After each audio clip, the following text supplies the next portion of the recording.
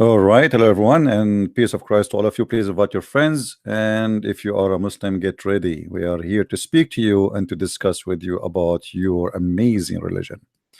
Every day I receive comments from Muslims, and sometimes I wonder if Muslims even knows what we are talking about. You know, look like the Muslims are people who take kind of drugs which make them lead us to understand that they understand nothing of what we are talking about. We talk about things and you will see the comment in YouTube. In the same channel we are speaking about totally different topics, something else. And here I wonder, the Muslim who is trying to speak to me or trying to say something to me, what about the topic we mentioned? Why you don't want to answer? Because obviously you agree we are saying the truth. If I go to YouTube comments, I will show you things which really weird and show me how Muslims really think. I will show you an example.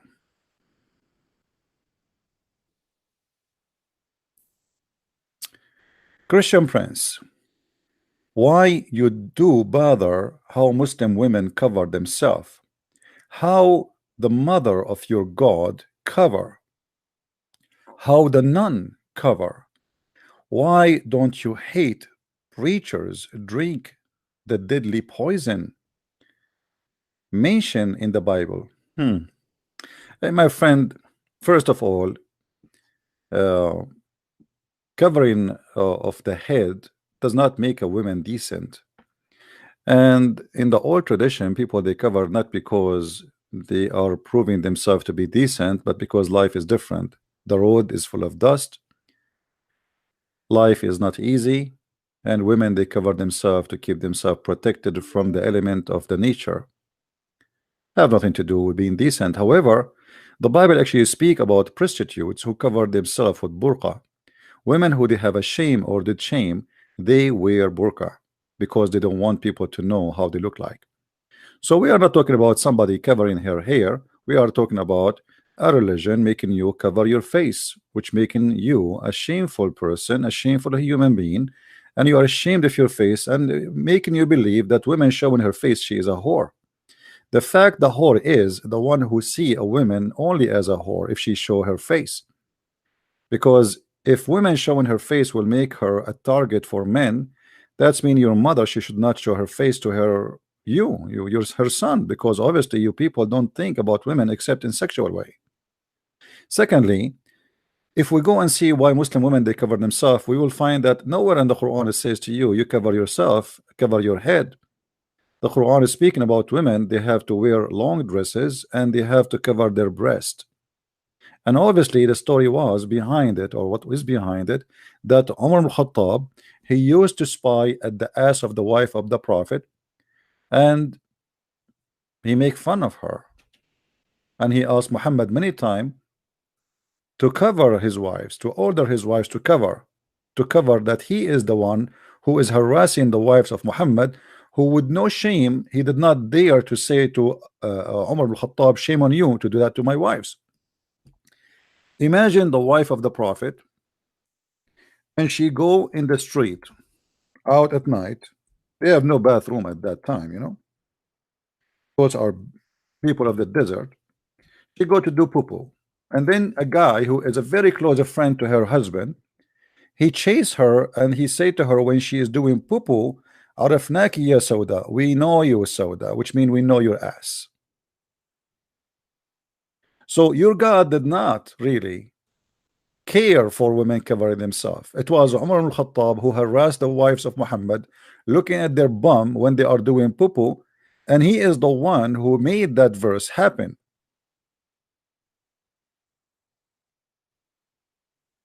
And if we go, we will find Umar, he confirmed, and your prophet confirmed, and you Muslim confirmed that the one who came with the covering of the clothes of women is not Allah, it was Umar ibn Khattab. The hadith says that your prophet is not a prophet. The real prophet is Umar al-Khattab. Umar said, I agreed with my Allah in three things, or said, my Lord agreed with me in three things. I said, oh Allah, Apostle, would that you take the station of Abraham as a place of prayer? Umar, he said that. Allah, he make a verse. Umar, he said that to who? To Muhammad. I also said, oh Allah, Apostle, good and bad persons visit you. Would that you order the mother of the believers to cover themselves with veils? And then the divine came, says, okay, cover them with veil.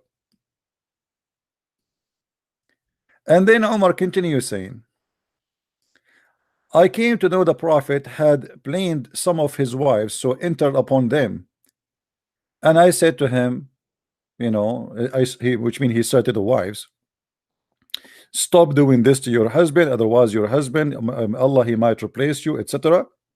And look, it says here that Allah, he sent the verses exactly as I said. So who is the one who make the verses of covering? It was Umar ibn Khattab. Actually, there's a hadith says that if there is a prophet to be after me, it's going to be Umar ibn Khattab.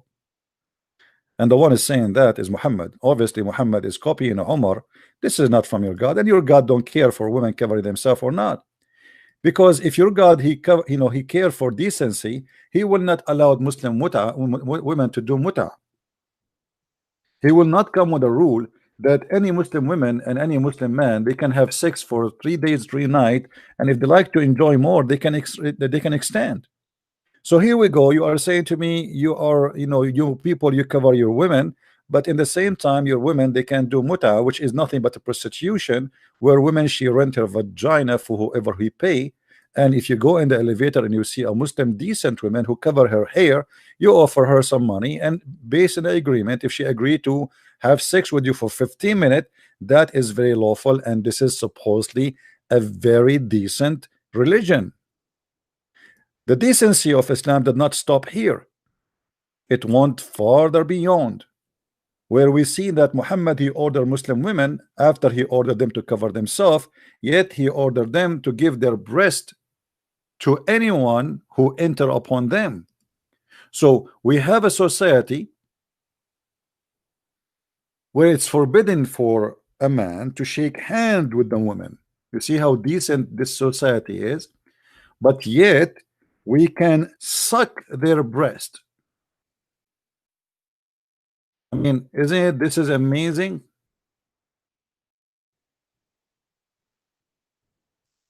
Hmm? I cannot shake hands with Muslim women, but I can suck her breast and her nipples. Let us see some hadith about that. So the Muslim, they will not say we are making things up. You know them. If we don't show reference, they will say, where you got this? Where you got this from? Hmm? Where you got this from? Let us see.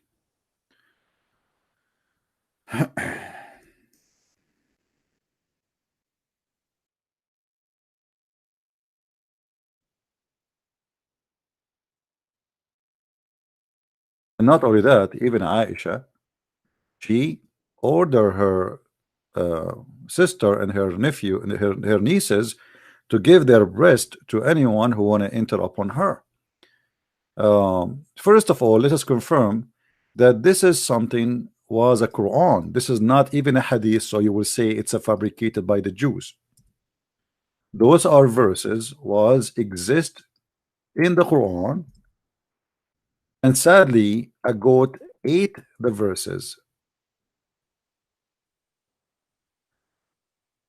As you see, the verses of stoning and breastfeeding an adult 10 times was revealed, and the paper was with me under my pillow. When the messenger of Allah died, we were preoccupied with his death, and the tame sheep, I hate your tame sheep, came and ate it. So as you see, my friend, you are coming from a very conservative religion where women should been ordered to give their boobs to a man.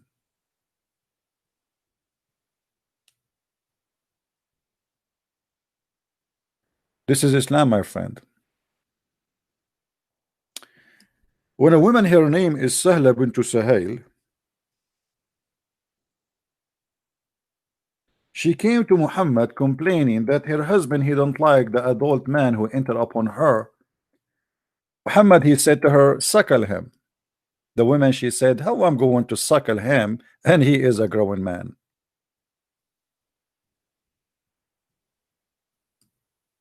So if you are a Muslim and you think you are coming from a conservative religion, my friend, your religion have nothing to do with conservative, not even close. Everything you say to us is a fiction. All right?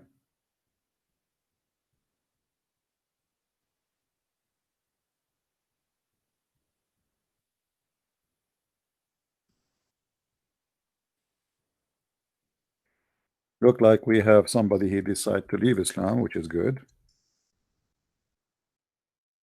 He just received a message. Please tell me if you like me to share in the screen what you text me or not.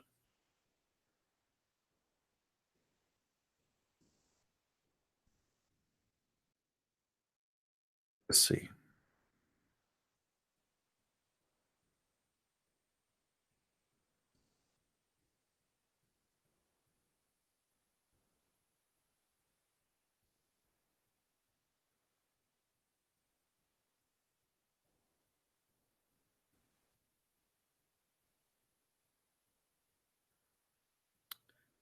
All right.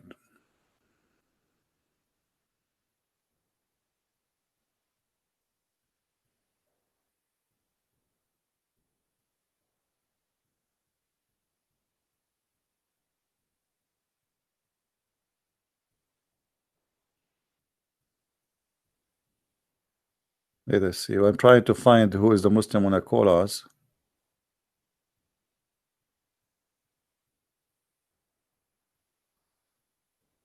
If you are a Muslim, you want to call me, please give me text and I will call you back. All right. And I apologize. I cannot really answer everybody send me text. It's impossible. I have a long line of text.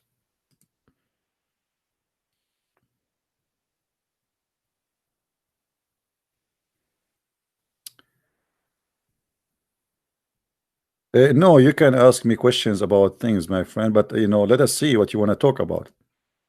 Okay. Somebody playing taqiyya here. Hello? Yes, Mr. Islam, how are you?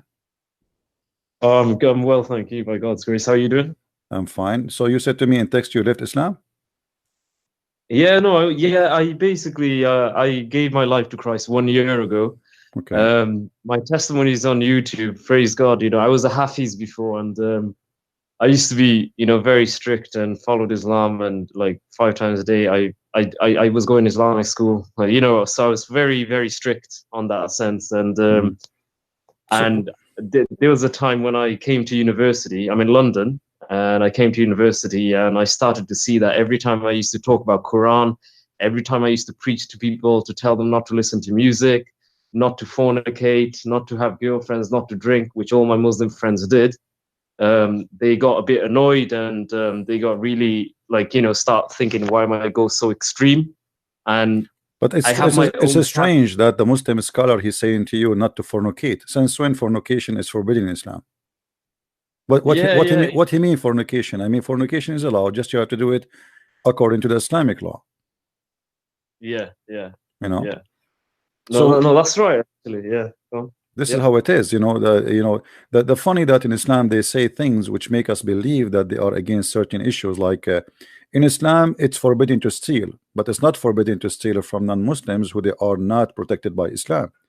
In Islam, fornication is forbidden, but it's not considered fornication to do mut'a or to do what it's called zawaj urfi or zawaj friend or a travel marriage or all kind of marriage which is nothing but a fornication. So they call it marriage, but the fact it's nothing but a fornication. In Islam, you're not allowed to kill, but it's okay to kill someone is have no protection from Allah, which is someone is an infidel or somebody is not paying jizya, correct? Yeah, yeah. You know, so they use certain words to fool us that they believe in something good, but in fact everything is beyond what people think. So my friend, you said you want to talk to me, and I'm not sure what you want to say, but so you decide to say that Muhammad is a false prophet for sure for you.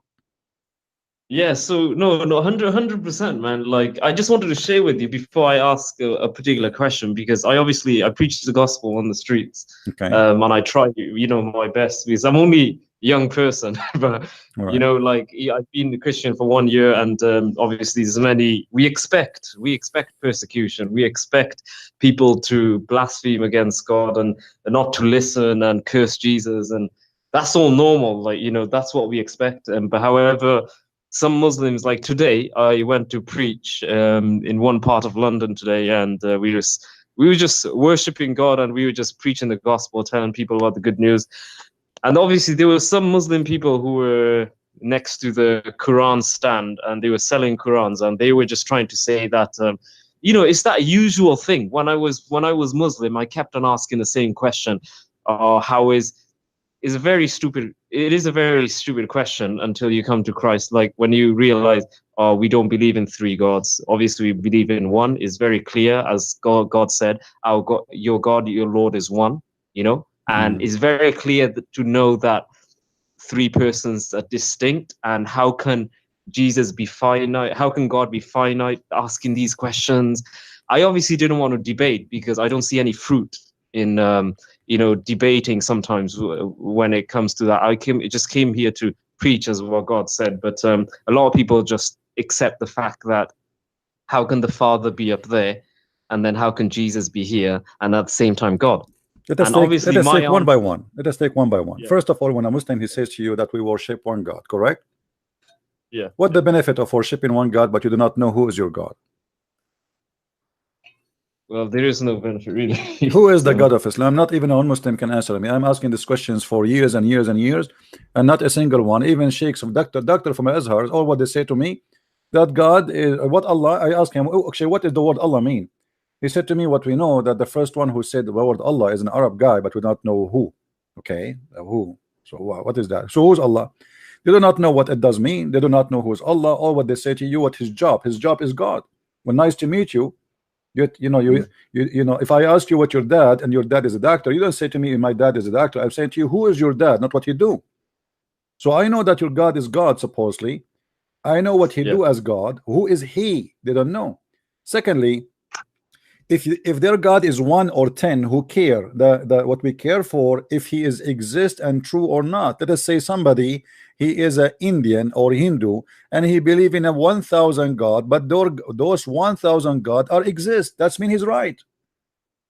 yeah, You know what I mean? exactly. Yes. Who care about if Yeah. it's 1 or 2 or 3 or 4 or 5 or 7? This is stupid, actually. It's stupid logic. But they think that they have like something strong to say, we worship one God. We worship one God. Yeah, but you do not know who is your God. And your God, he says stupid things. Like, what kind of God? He said women have a sperm coming from their ribs. You have one God, Yeah. but he is an idiot God. You know? Yeah, because that's the devil, isn't it? So the devil is an idiot. He's stupid, isn't it? Even though he's very cunning, but he cannot, like, it's very easy. The devil cannot overcome the word of God. He has to copy. He has to think. He has to twist little things, and that's what he can do. He can steal and try to destroy things. But this is the problem. That is the main thing that we realize. I was speaking to my mum. So my parents, they obviously very upset. They kicked me out the house on December, and I saw Jesus in a dream, and Jesus came and speak to me before I got kicked out the house, and I prayed to God. I spoke to all my. Is it okay if I share this with you? Sure, sure, go ahead. Yeah, no, because I felt just by the Holy Spirit just to say that I was in December, and when I had no intent in Christ, nothing to do with Christianity, nothing to do with Jesus. I was always against it up until that day in December when I told them I had a girlfriend, and the reason was I didn't do any intimacy with the girl. I met the girl, even though I was Hafiz and I finished the Quran, I started to doubt Islam. The reason I started to doubt Islam is because I lacked a relationship. I thought, why am I struggling to pray 5 times a day? If I believe this is the ultimate truth, how can I struggle? How can I not obligate and make the effort to pray to God? How? How is that possible? you know. And I thought, if I really believe in it, I cannot make excuses and do something else other than what Allah commanded me to do. And I kept on praying, but then there came to a point, my mum heard my conversation. I was speaking to the girl I was in a relationship with. She was Catholic though at the time, but God's grace, she's born again now.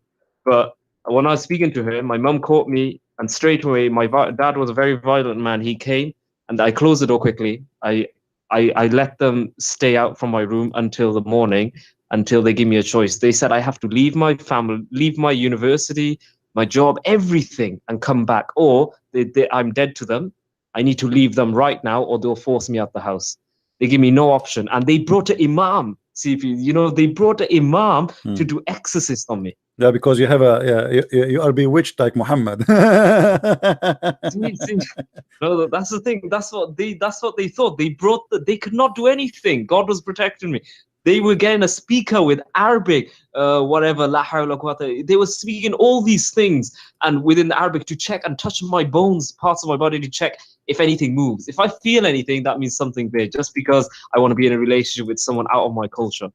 And then the thing is, what happened was, next morning, I went upstairs and I spoke to my Muslim friends. None of them supported me or helped me, and they all left me, except one Christian friend. I had one Christian friend, no matter what, he would tell me about God, but I said to him, no, Jesus is just a prophet. He's not a messenger. You guys are believing in three gods, man. Like, this is wrong, man. God is one. And I was using the Ahmed Didat approach and stuff like that, stupid things like that. And I felt so convicted, and I thought, why aren't I listening to a person that loves, a person that wants to tell me, but is willing to help me? And he said, if you want to know who God is, you need to have a relationship. And I never heard that in my life.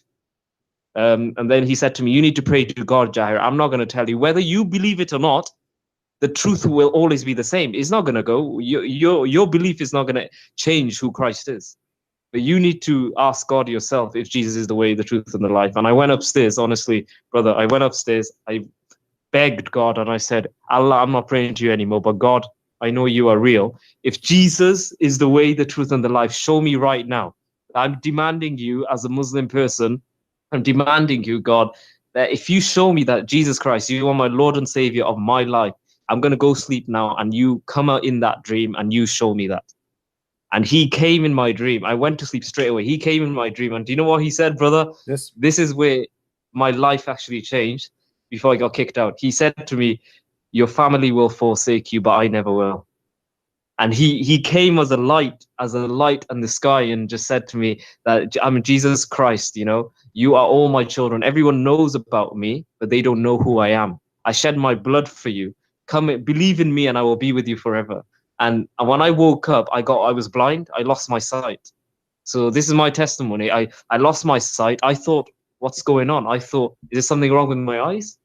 I start moving around. It was daylight, 12 p.m. And I'm thinking, this is not possible. I start yelling, screaming in frustration and fear, you know, mom, dad, and I could not see. I was blind for some long time, you know, I could not see anything. And then I heard the voice of God, and I knew that was God. And he said, this is my power, and this is my glory, in an angelic and very powerful voice, and my eyes opened. And since then, I never wore glasses in my life. My eyesight was so bad from the age of 6. From that day till I gave my life to Christ, my eyes were healed. You know, amazing. Amen. Amazing. That's Yeah, beautiful, my friend. That's a beautiful story to hear. Yeah, that's why I just wanted to ask you, how do you explain? Like, I probably watched your videos many times. I even watched your recent video when the guy was asking you, the Muslim brother man, who sadly he's deceived, but he asked you about the prophecy. That is the most silliest. I think I wasted my time listening, but because I just never heard something that silly in my life about a prophecy that he said that Islam will enter every house. Yeah, well, you know, there is tons of stories of Muslims they brought to us, and they are funny.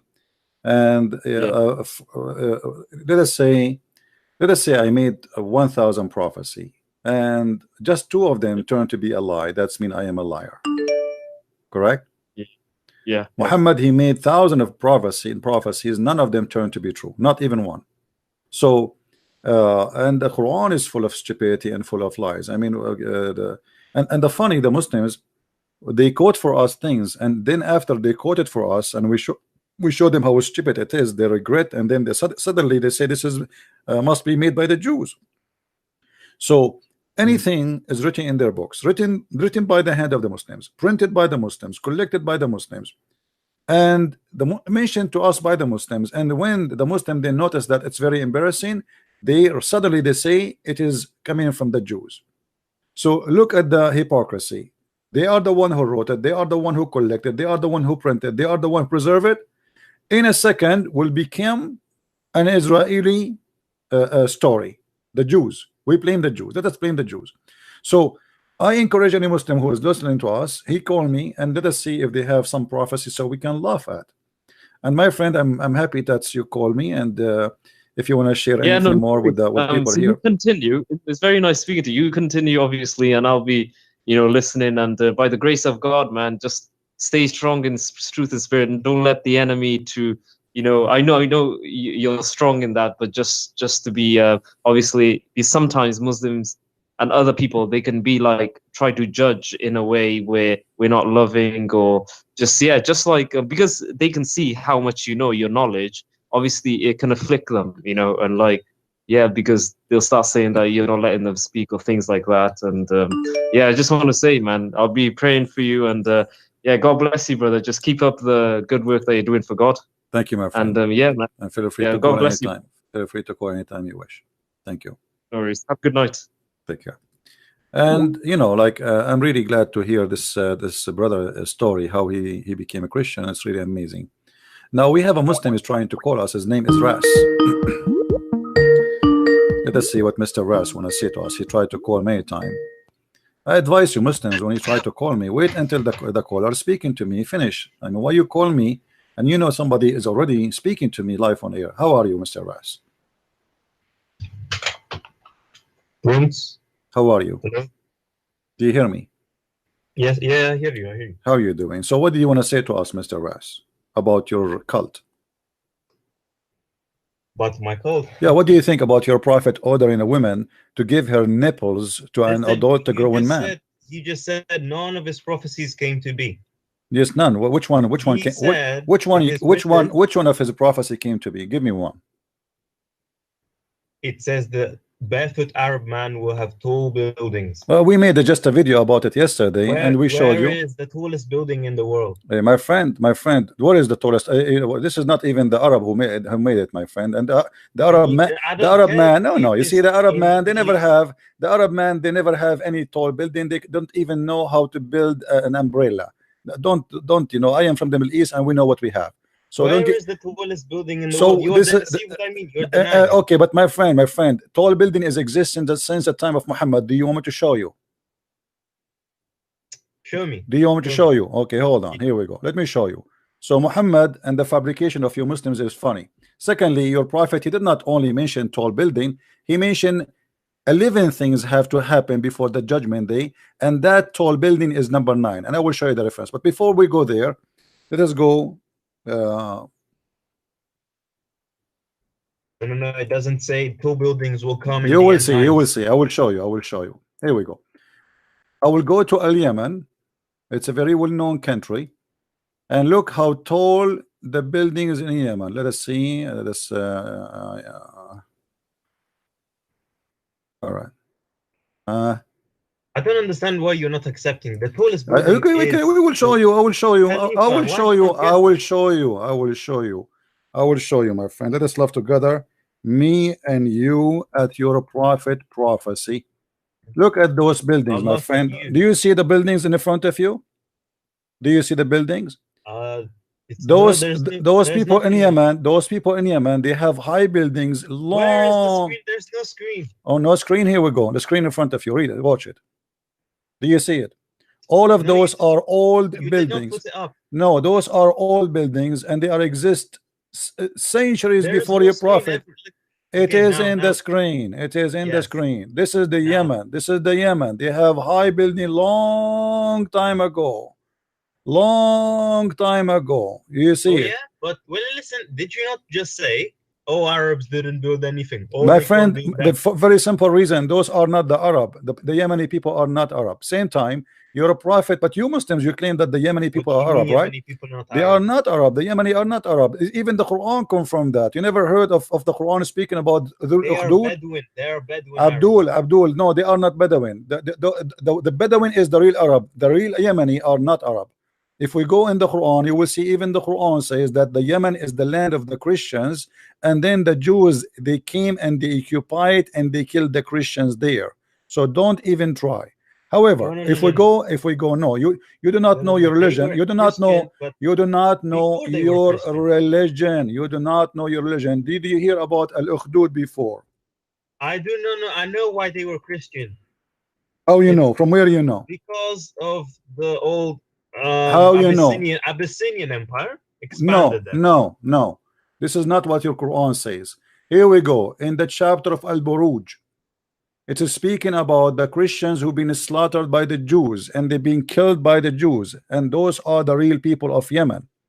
So the Jews, they came here and they burn every Christian who lived there according to your Quran. So this is not the made of the Muslims there. This is what they what the real Yemeni, they are the children of those people there, and this is why they have a civilization. The Arab, they have nothing. If we go to the oldest temple in Yemen, we will find that not a single word in Arabic is written there. Now we go back to your prophecy about the high building. Yes. Okay, let us see what the prophecy says, and I want you to read with me, and please try not to laugh at your prophet. Okay, fine, go on. This is Sahih Bukhari, so don't tell me this is made by the Jews. And as long you are the one who accept this to be a prophecy, then you Yes, have to Bukhari. accept the defeat that your prophet is a false prophet. Read with me carefully. Allah Messenger said, and this is your Muslim translation, not my translation.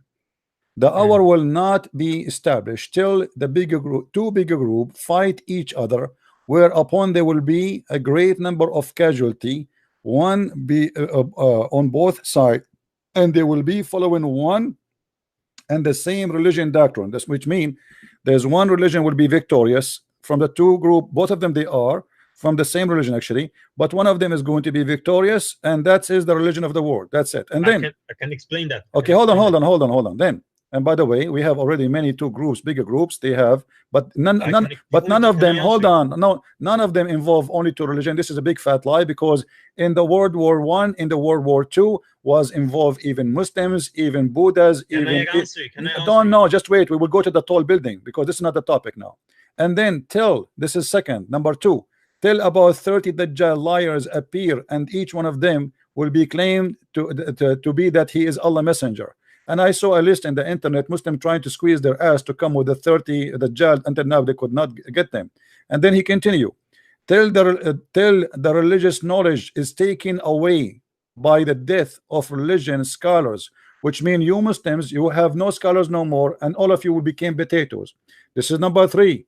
And then earthquake will increase in number. 5 will pass quickly. Time will pass quickly. 6. It says Hold on. Until you will have no more scholars. Yes, until you have no more scholar, which mean there's no more. The end. Yeah, but no. This continue. This is number 5. This is stages, my friend. Don't be stupid. This is why they are counting you number 1, number 2, number 3. So those things have to pass, starting from the number 1, then number 2, then number 3, and then number 4. So what is number 4? Okay. What is number 3? Till religious knowledge is taken away by death of religious scholar, which means you Muslims will have 0 imam exist in earth. 0, which means Islam obviously is dead. Then number 4, earthquake will increase in number. Time will pass quickly. 6, affliction will appear. Al-Harj, and they asked Muhammad, what is the Harj? He said, this is about killing each other. People will start killing each other like crazy. Till the wealth will be abundance. People, they will leave money in the street and nobody care for it. And this is stupid crazy. How the people are killing each other and then they will leave money in the street. So abundant, and that the wealth a person will worry, lost nobody, which should accept his zakat. Imagine. And then whenever he will present it to someone that person, which means you present the money, he will say, I do not need it, which means time will come, people do not need money. How these things did not happen yet. Hold on. That's why. Yes, That's why. yeah, thank you very much. Not happened yet. And look what it says, number 9. Listen. Everybody, no, you cannot answer yet. We are not done. And number 9, then it says, tell the people complete with one. There's no screen, by the way. Okay, I think it's a YouTube issue. Okay. Tell the people complete with one each other in construction of high building. So my friend, 8 things have to happen, and then the tall buildings will be established. And this is a proof that your prophet is a big fat liar. I know. You want me to answer you? Go ahead. Okay, go back to the first 2 points. Go ahead. It talks about 2 people of the same doctrine killing each other, fighting each other in a war. World War II, there was no other war like it. In terms of deaths and nuclear weapons and everything, both the Axis and the Allies, they were both mainly Christian, right? No, that's stupid of that's stupid of you to say. No, this is stupid of you to say, because the biggest country was involved in that war is the Soviet Union. They're Orthodox Christian. And they are communist. Yes, but there's a the country is a communist country. Involves shut up, let me finish. Involve many religions, including the Muslims, which mean the communists, they control everybody, and no Christianity there, no Islam is there. As an example, Chechnya is part of it, Kazakhstan was part of it, etc. Everybody is part of the Soviet Union. Shut up. No. So there's no 2 religions. Secondly, let us go with you and say, okay, the first 2, let us say only Christians are fighting, as you said. It's still, we have to reach the time where there is no Muslim scholar left. Islam should be dead, and we should have 30 Dajjal, and no Muslim scholar left, which means Islam is totally dead. An earthquake will increase in number, and then time will pass quickly. Time is still the same, nothing changed. We have 24 hours, it's not shortened, the day is not shortened. And then the affection will appear, and the hajr and the killing and the wealth will be abundant. Do you see money in the street? Hold on, shut up. Do you see the money is abundant in the street? Do you see people see money in the street and say we do not need it?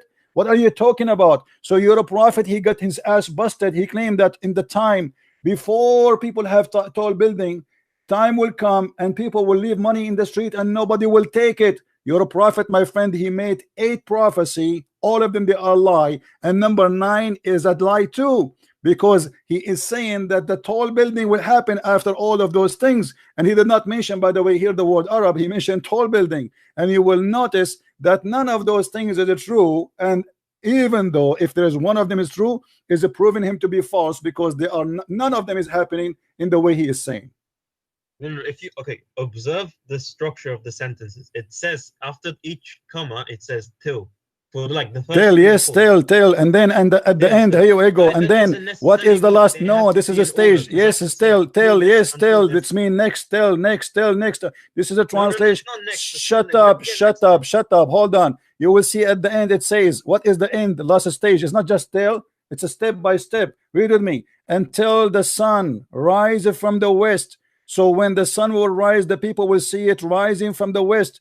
And then the people will all the people will embrace Islam, and then Allah will say to them, no good for you, which means you cannot accept Islam no more. We will not allow it. So this is the last stage. This is judgment day. So number 11 is till, saying till, but this is the last stage. This is a stage by stage. The last stage is number 11. Stop lying to yourself. You're a prophet being spanked, and here we change his diaper every day, and we have a good diaper for him, and we put powder in his ass, and we spank him, and we send him back home. Now, are you honest enough to say that your prophet got busted or not? Okay, I understand. Okay, I see from this, I can understand. Can I tell you this? Let me finish. Yeah, don't cut me off, please. Okay, yes, you're right. These things did not clearly they did not happen. I can't say they happened or whatever. Yes, they have not been fulfilled. However, just because they haven't happened yet doesn't mean they can still happen. For example, the first 2 points. This is not the topic, my friend. The topic is coming in order. Don't you see? Are you blind? Number 11. No, number 11 is the last stage. Do you agree or not? Yeah. Yes. Okay, yes. so this is tell. And I'm saying so it hasn't one proved that by we no haven't by proved it. order. This is what it says. And the tall building have to happen after many things happen. But as you see, the tall building happened long time ago, and none of those things will happen before it happened. As an example, do you Muslim believe that there's no scholars of Islam left behind? No. Is the time shortened? Time will go past, which means time, the day will go like in 3 hours, 4 hours, or 5 hours? No.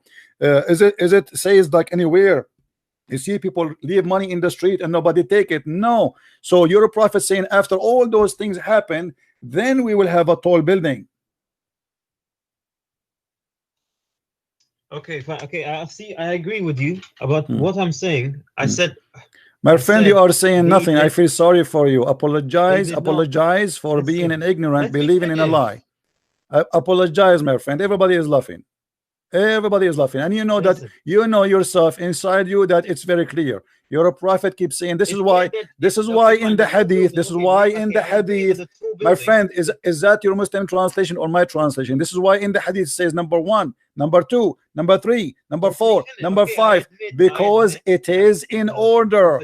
And the tall building is number 9, which means okay, so let me ask you now, is time going quickly these days? No, nothing changed. Still we have 24 hours. Do you still have Muslim scholars? Yes, we do have Muslim scholars. Listen, Abdul, then do we have 30 Dajjal? No, we don't have 30 Dajjal, especially the Messiah, because the Messiah have to come before the tall building. According to this, the 30 Dajjal, all of them, they have to come. All of them, they claim to be the message of Allah.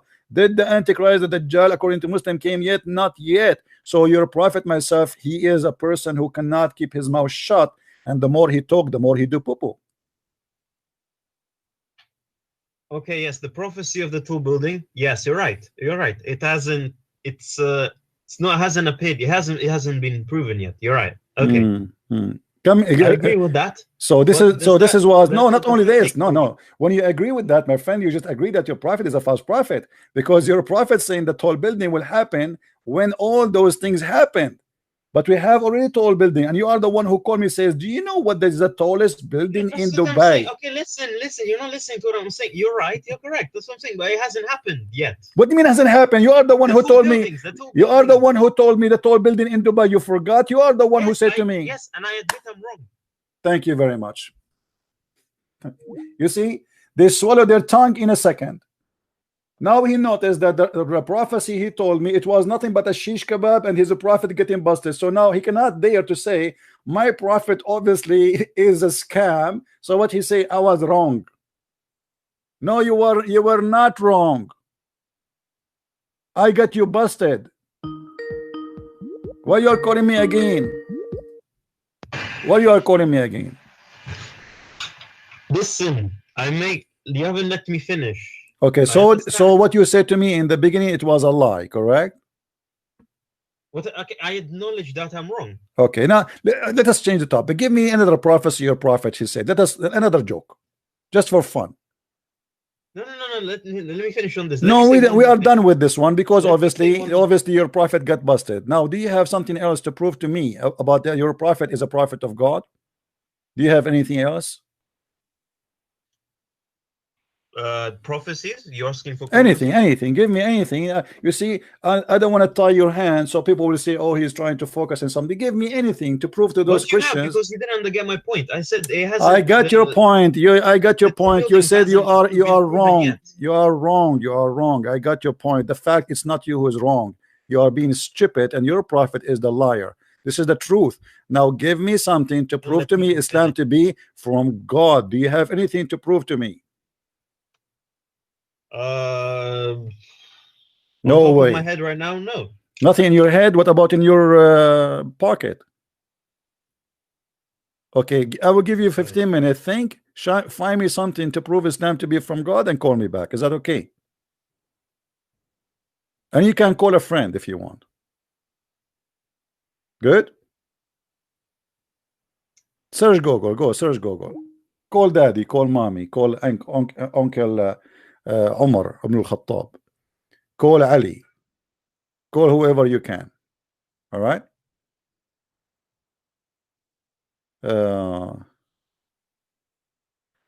Oh, this brother here, he do not know we are live, my friend. Okay.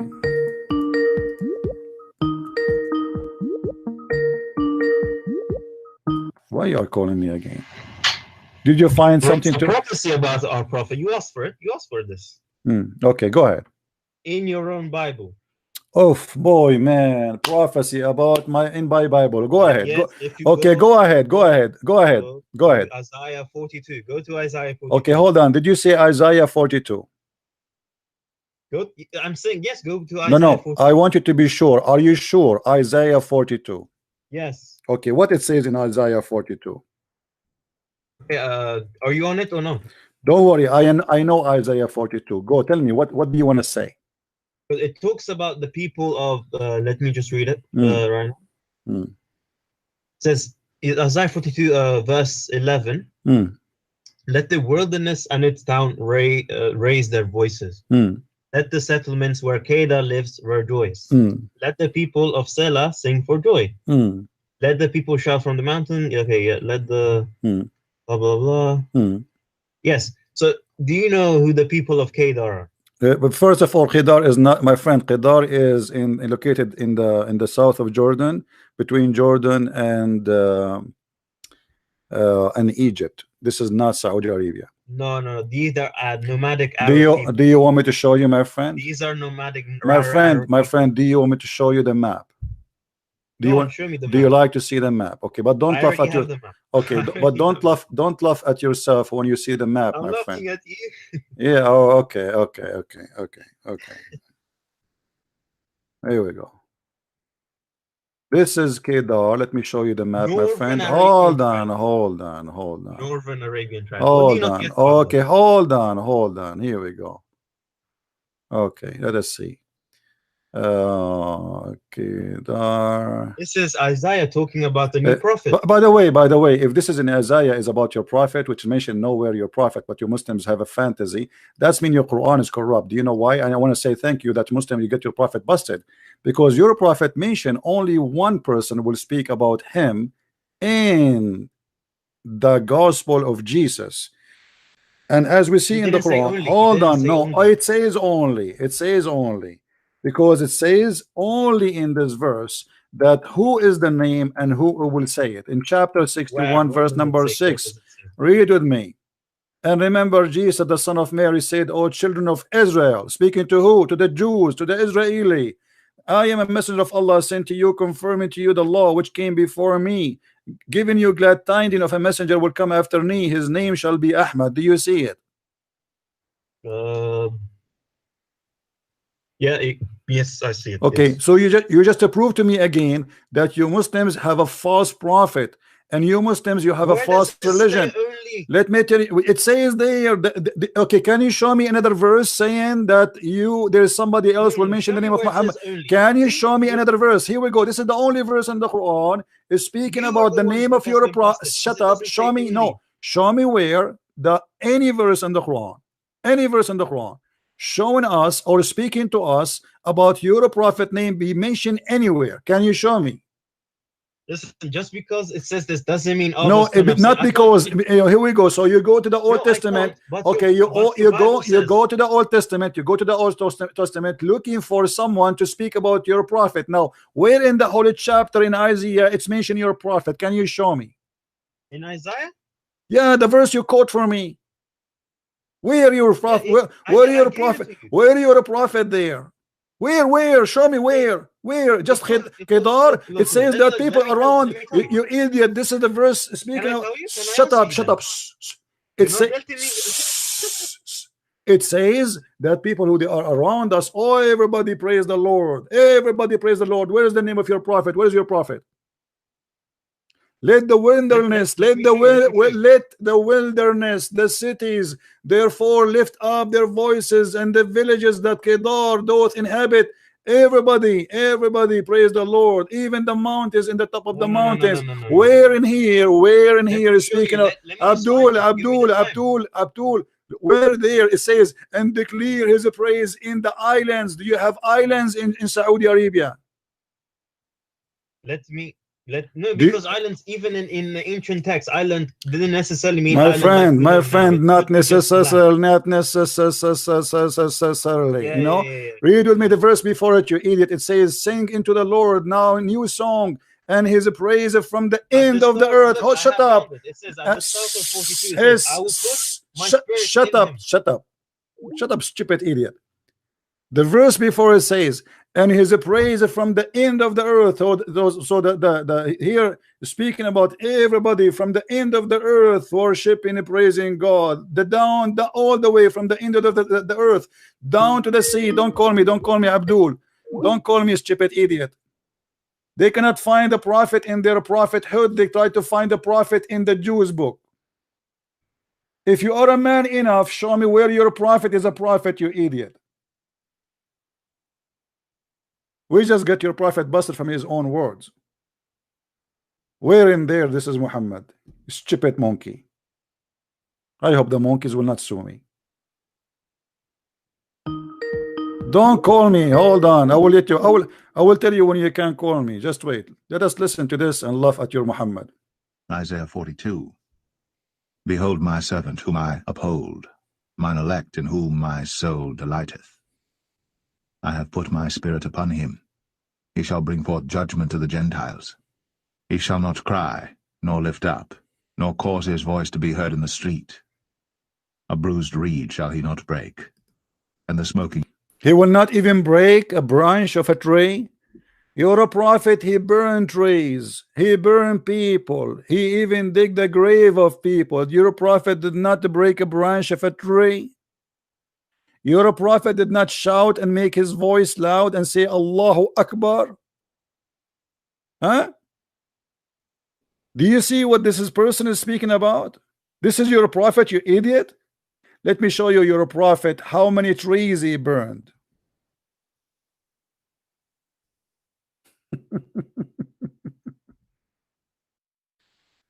Oh boy.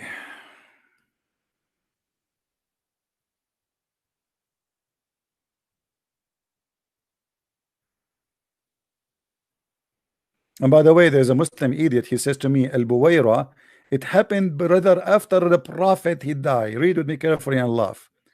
The prophet burned the date palm trees of Bani Nadir, Hassan ibn etc. etc. He says the triple burning of Al Buwaira has been received indifferently by the nobles of Bani etc.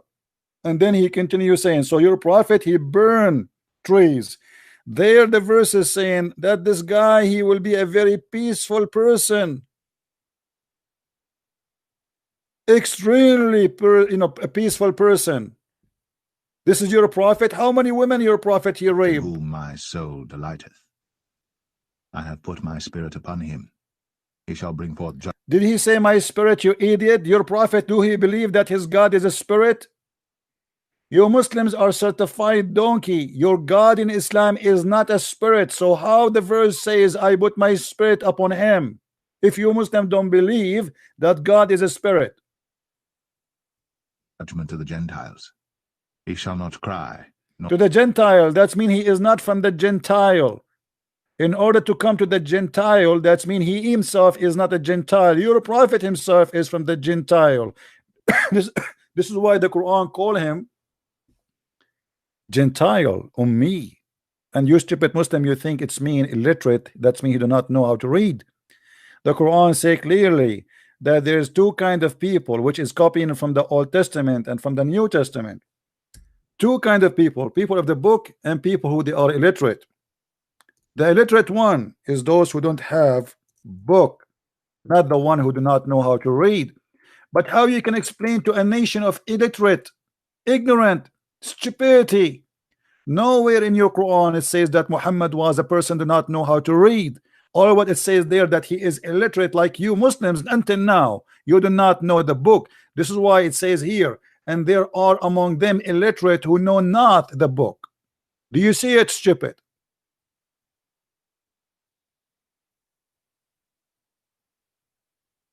You Muslim keep saying your prophet is illiterate. I agree. He is a certified illiterate. He is an ignorant, he is a stupid, he is a liar, he is illiterate about God, as you see in front of you. This is why the Quran call us, the Christians and the Jews, people of the book. Never call Muhammad the man of the book. And it's very funny, you Muslim, you say that you have a book, but your own book doesn't call you people of the book. Even your own book did not recognize your book.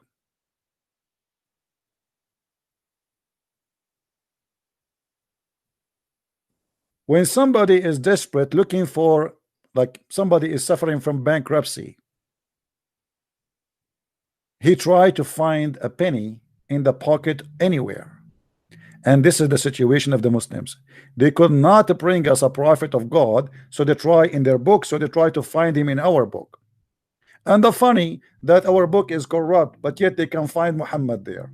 And the funny that that was making fun of the Song of Songs for 20 years, and suddenly one day somebody said to him, Muhammad dim dum dum da dum dum dum da dim. Suddenly the Song of Songs became a holy song.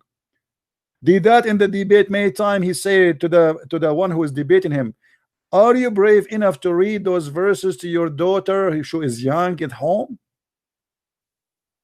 And then somebody said to Didat, after many years insulting Song of Songs, that the name of Muhammad is there. Suddenly the Song of Songs is not about porn and it's not about sex.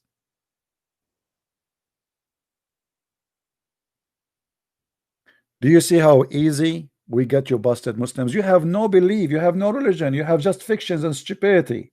You have a God who will make your penis endless. I like that idea, by the way. Do you know why? I want to see that penis going all the way in the highway, and let us see how many how many cars will go over it, how many big trucks, how many ants will bite it, how many mosquitoes will stink it. Endless penis. Imagine your penis go in the jungle of Brazil and the killer ant is all over your penis. I will be, honestly, I will be happy to cover your penis with sugar. And let us see what will happen with your majestic penis. We are talking about the most stupid religion. What about you? Show me something wise about your prophet.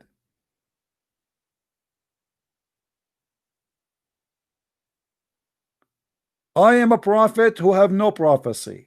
I am a prophet who speaks stupid always, 24 hours, 7 days a week. I am a prophet who says something and do something else.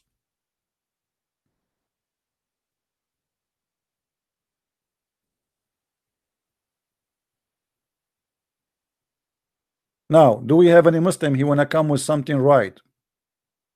Don't even try to get close to my gospel or my Bible. You are no match. You have the most funny idiot prophet ever exist for mankind. Who wanna call me and wanna tell me about his bewitched prophet? I like a bewitched prophet. I wanted always to have one. I think it's going to be funny to have Muhammad right now speaking to us and he is bewitched. I mean, what Muhammad will say to us when he was bewitched if we give him the microphone now? Assalamu alaikum, brothers and sisters. Why I see too many people with no clothes? Yes, Ras, how are you? Hello, can you hear me? Yeah, what do you think about your bewitched prophet? What do you mean bewitched? Bewitched, your prophet was bewitched. Yeah, so what? What do you mean? Okay, tell me what is the symptom of somebody is bewitched? What he do exactly? What does that mean? Bewitched can mean he got possessed or something. Possessed by the devil. That's wonderful. So your prophet, No. You are the one who said to me possessed, not me. Wait, let me see. Once the prophet was bewitched, so that he began to imagine that, oh, bewitched can mean like I'm impressed or shocked. Really? Yeah. So you are bewitched now.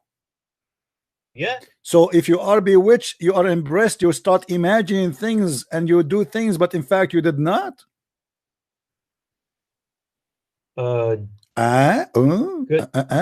Maybe I'm not sure. So now if you are bewitched because you are impressed and shocked, you think you have sex with your wife, but in fact you did not. Yes. Yes, like, yes. I mean, you are a genius, man. Who, from where you get Look, this? what do you want me to tell you? From where you get this conclusion that bewitched means somebody he is shocked with something to the point he imagined himself having sex, but in fact he did not. Where do you get this from? What is your education, Ras? What is your education? You need to remember that the language in the book is old. What language? This is my language. I speak the language as I speak it. No, I'm saying the words and meaning is like it's from the time. It may be old. What time? Like it says here. سحر حتى كان يخيل إليه أنه يصنع شيئا ولم يصنعه. Read it. What blah blah blah blah blah. Madam. So now your prophet was bewitched. If we search in Google for what bewitched mean, what do you think we will come with? Do you know what we bewitched mean in English? I'm not sure for the exact translation, but I think it's like yeah, you're like possessed. Yeah, possessed. Thank you very much. So that's so why you take me to go to Google. So bewitched is possessed. That's wonderful. So you agree that your prophet was possessed by the devil? Okay, let me look at the actual definition. Okay.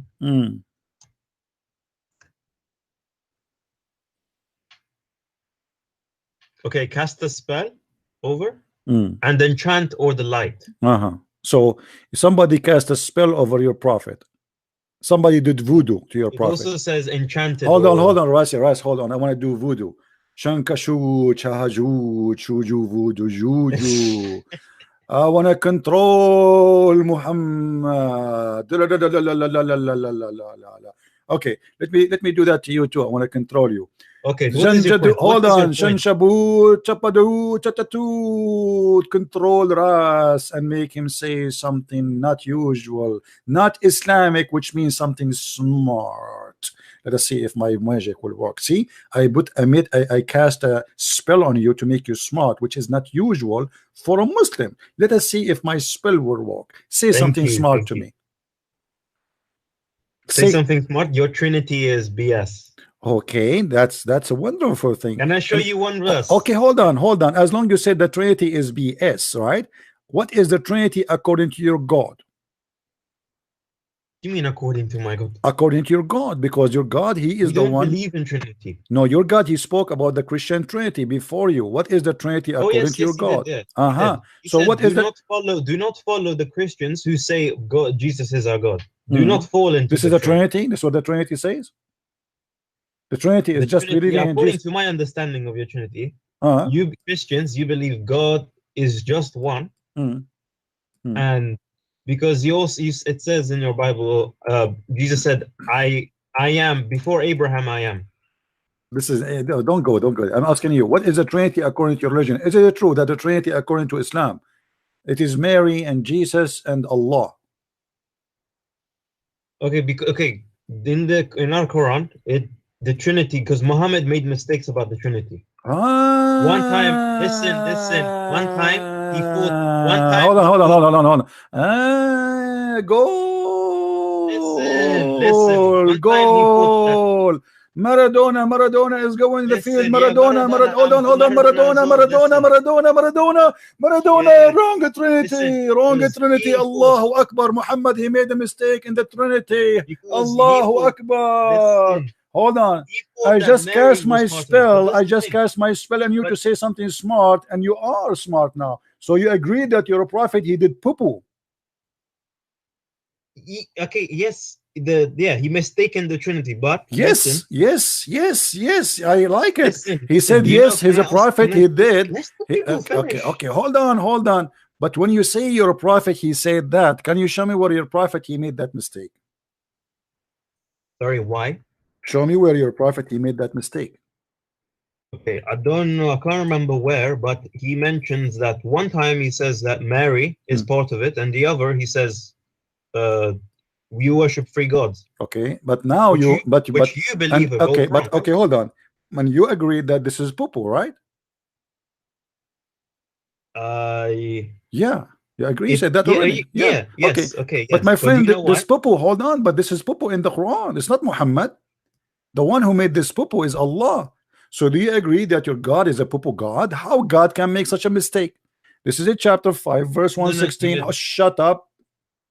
Chapter 5 verse number 116, it says that the one who did poo-poo about this is your God Allah. So now we have two guys do poo-poo, Allah and his prophet. How you explain that? Can I explain to you? Sure. Because I think according, I may be wrong to be honest, but I think in time of Muhammad there may some Christians, there were Christians who believe the real Trinity like you, and so others, different sections, which worshipped Mary and stuff. My friend, where is the other section we worship Mary? Come Maybe on. There was a second ago you said he made a mistake. Don't be come on. People are laughing at you. Aren't you the one who said he made a mistake? You said that. And there's no other section. It says the Christians. This is what he says, the Nasara. So he did not mention other sections. Is that if let us say there's a minority section believe in that, should he mention the minority, but he don't mention the majority? Maybe because those people were the ones among them. So you are saying that your God Allah is limited. He thought that those are the Christians, those what they believe. Yeah, my friend. Same time, where are they, those people? No, there's no such a thing. There's no such a thing of people we believe that Mary, she is divine, and nowhere we can find that in Christianity. That's a big fat no, that's a big fat lie. The Catholic don't believe in Mary as divine. The Catholic believe in the Father, the Son, the Holy Spirit. Stop lying. They don't worship Mary? They don't. No, nobody worship Mary. No Catholic, no Protestant, no Orthodox. We believe that she is the mother of Jesus. Yes. We believe she is a chosen woman. Yes. We believe she is a pure. Yes.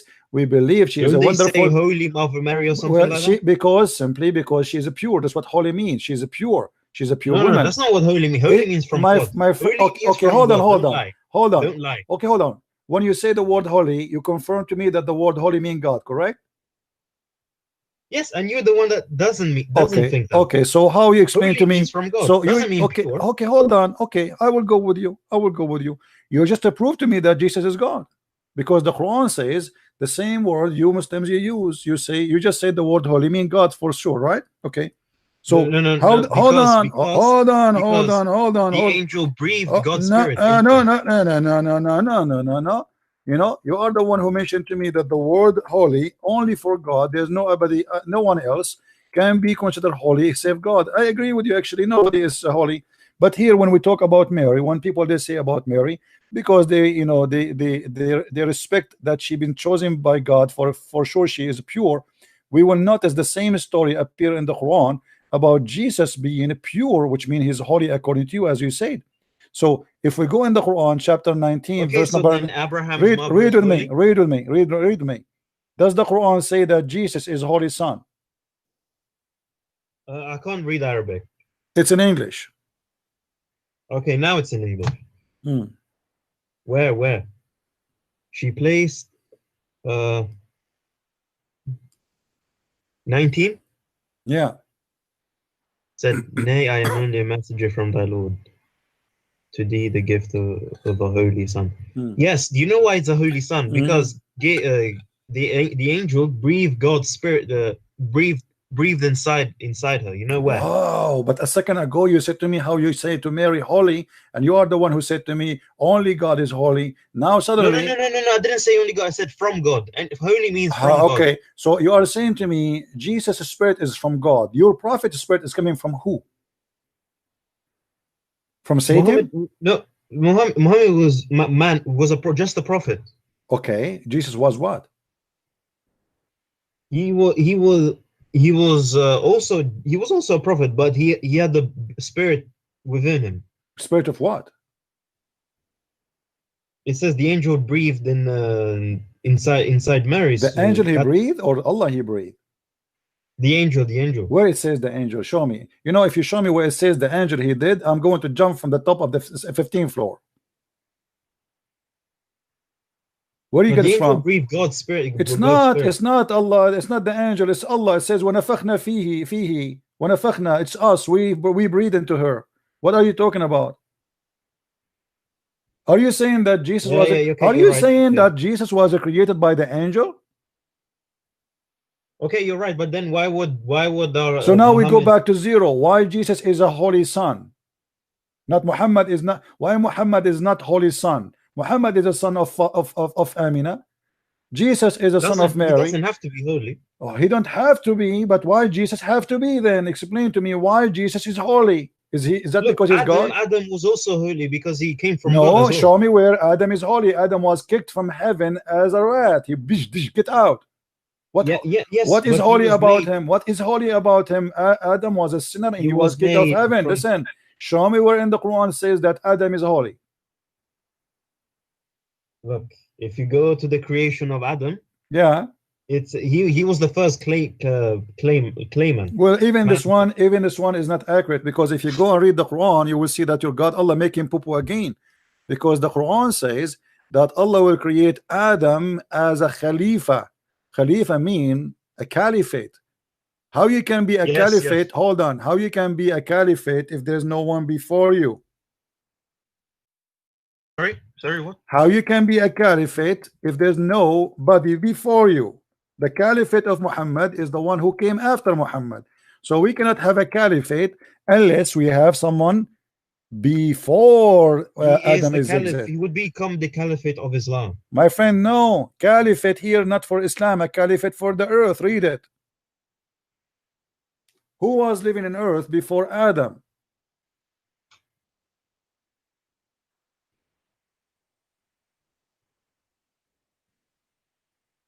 Okay, you're right. Yeah. I'm right again, as usual. Thank you very much. You see, No, but listen, my voodoo is working now. Listen. Do you know how many time you say to me, listen, my friend, listen carefully. Let us go back to zero. Why Jesus is holy? Because he got the spirit. God's spirit breathed into him. So are you saying to me that inside Jesus there is God? No. We just said to me the spirit of God is inside him. No, God breathed his spirit in him. Okay, what kind of a spirit is that? A spirit? Why that will make him holy? It's coming from so God. Are you saying to me that Jesus is holy, but the spirit inside Jesus is not holy?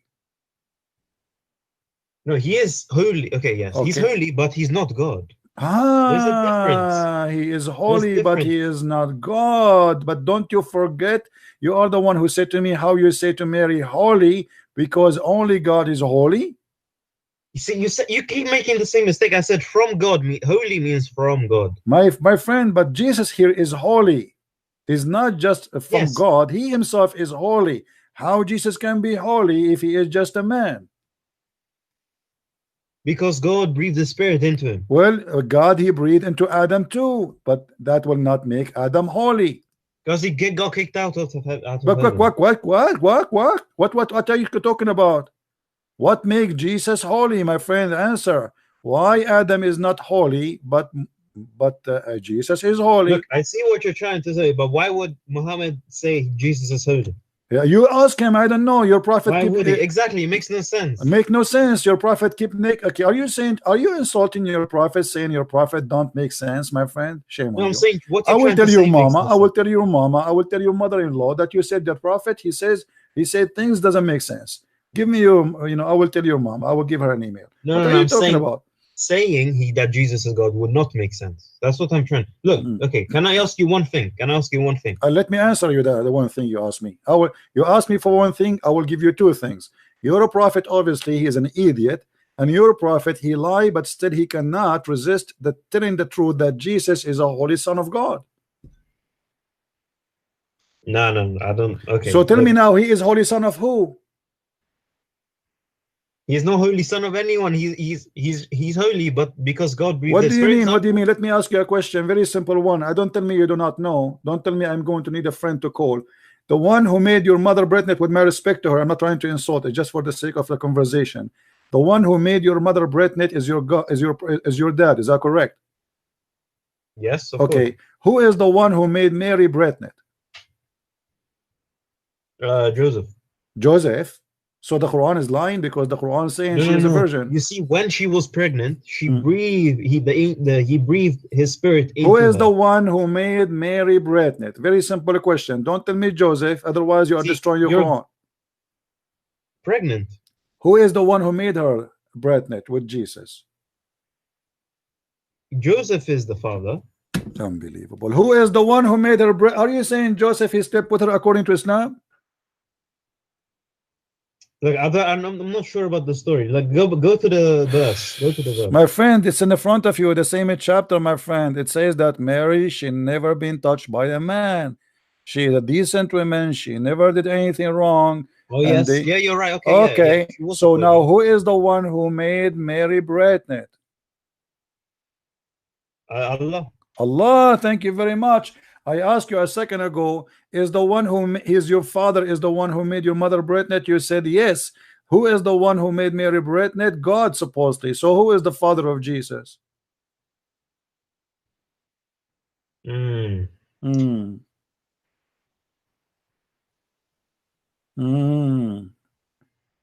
Okay, in that case, I guess God, yeah, Allah. No. That no, I'm not. I don't think that's. You want to call a friend? You want to call Zakaria? Let us go Zakaria. Tadadin, tadadin, tadadin, tadadin, tadadin, tadadin.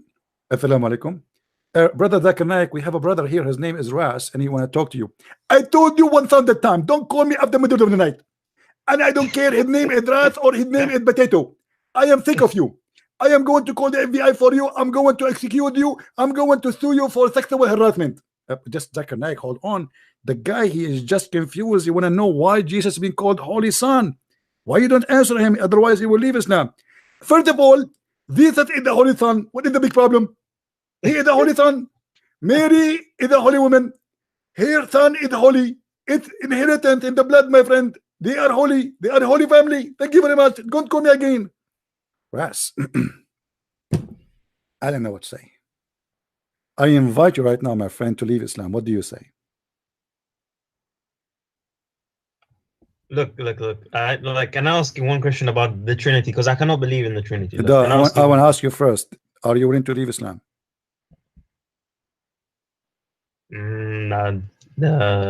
Why? Because Allah want to give you long penis? Be honest with me. Do you have a short one? And this is why you want to stay as a Muslim?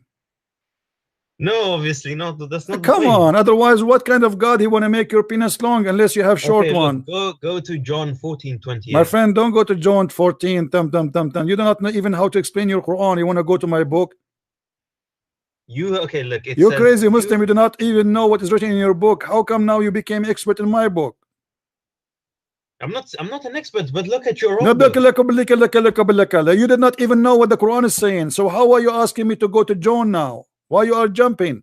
Well, what do you lose No, I am here to show you from your book that Islam is a stupid cult.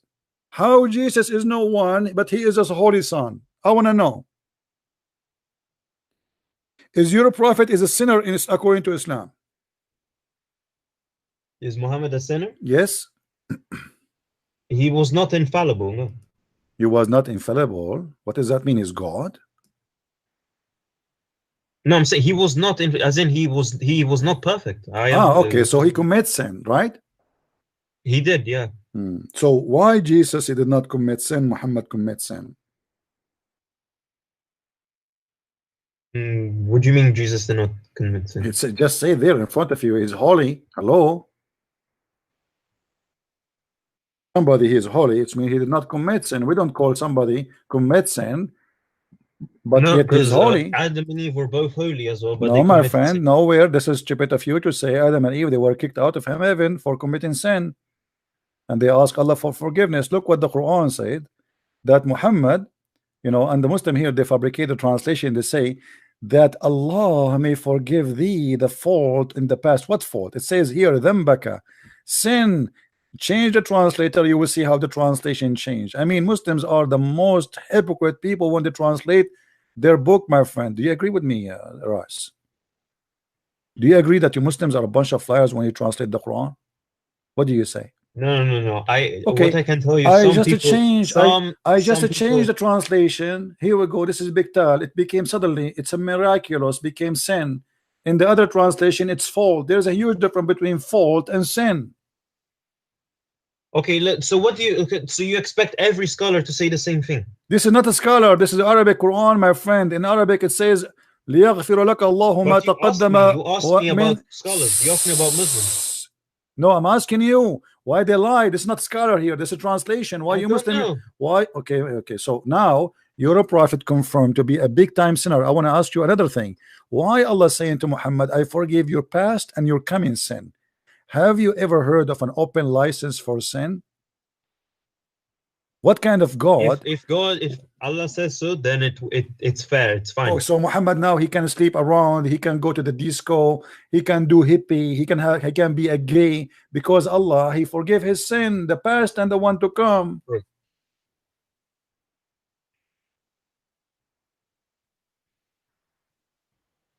What do you say? Okay, yeah, that's unfair. Yeah, that's wrong. I don't know. That's wrong. So my friend, you want to leave Islam? There is more than one reason for why I wouldn't. Can I tell you why? Give me one. Give me the As I first was one. trying to tell you before, go to John 14:28. Oh boy. Here we go again. You are staying as a Muslim because John 14:28? No, it's not just that, but that's one of the reasons. Look, go. I would be impressed if you can defend this. My friend, you are impressed all day long as long you are talking to me, and now you are saying to me you will be impressed. What's wrong with you? How many times until now you said to me you are right, you are right, you are right, you are right, I'm wrong, and now you are saying to me I will be impressed? What do you mean you will be impressed? Or are you saying to me all the time you are talking to me you are not impressed? Is that what you mean? Go where? Go where? Go where? What do you want to go where? 14:28. Okay, what about it? Tell me what's the problem? It says, you heard me say I am going away. This is Jesus, by the way. You heard me say I am going away and I'm coming back to you. If you love me, you would be glad that I am going to the Father, for the Father is greater than I am. So Jesus, he was humble enough to admit that there was someone greater than him. So how can Trinity be a thing? Okay, well, this is very simple to answer. Jesus, he is saying to them, I am, here my Father is greater than me because I am in the form of a human being. No, that's BS. Come on, come on. Wait. I want you to read the following verse with me. I will put it for you in the screen. Are you looking at the screen? Are you looking at the screen? Yes. Okay. Yes. What the verse saying in the same chapter, John? Okay, you're still on the screen hasn't changed. No problem. Okay, yeah, go on. Does it say that he made himself equal? This is why the Jews they want to kill him.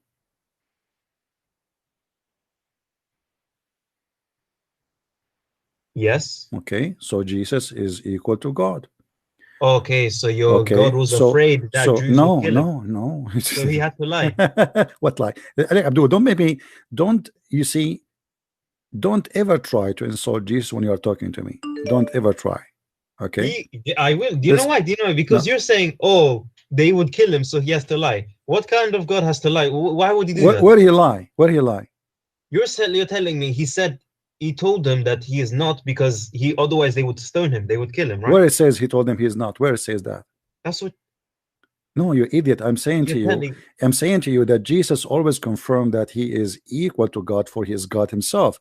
When his disciples said to him, show us the Father, he said, I am with you all this time and you do not know me, and the one who saw me, he saw the Father. For me, shut up. For me and the Father is one.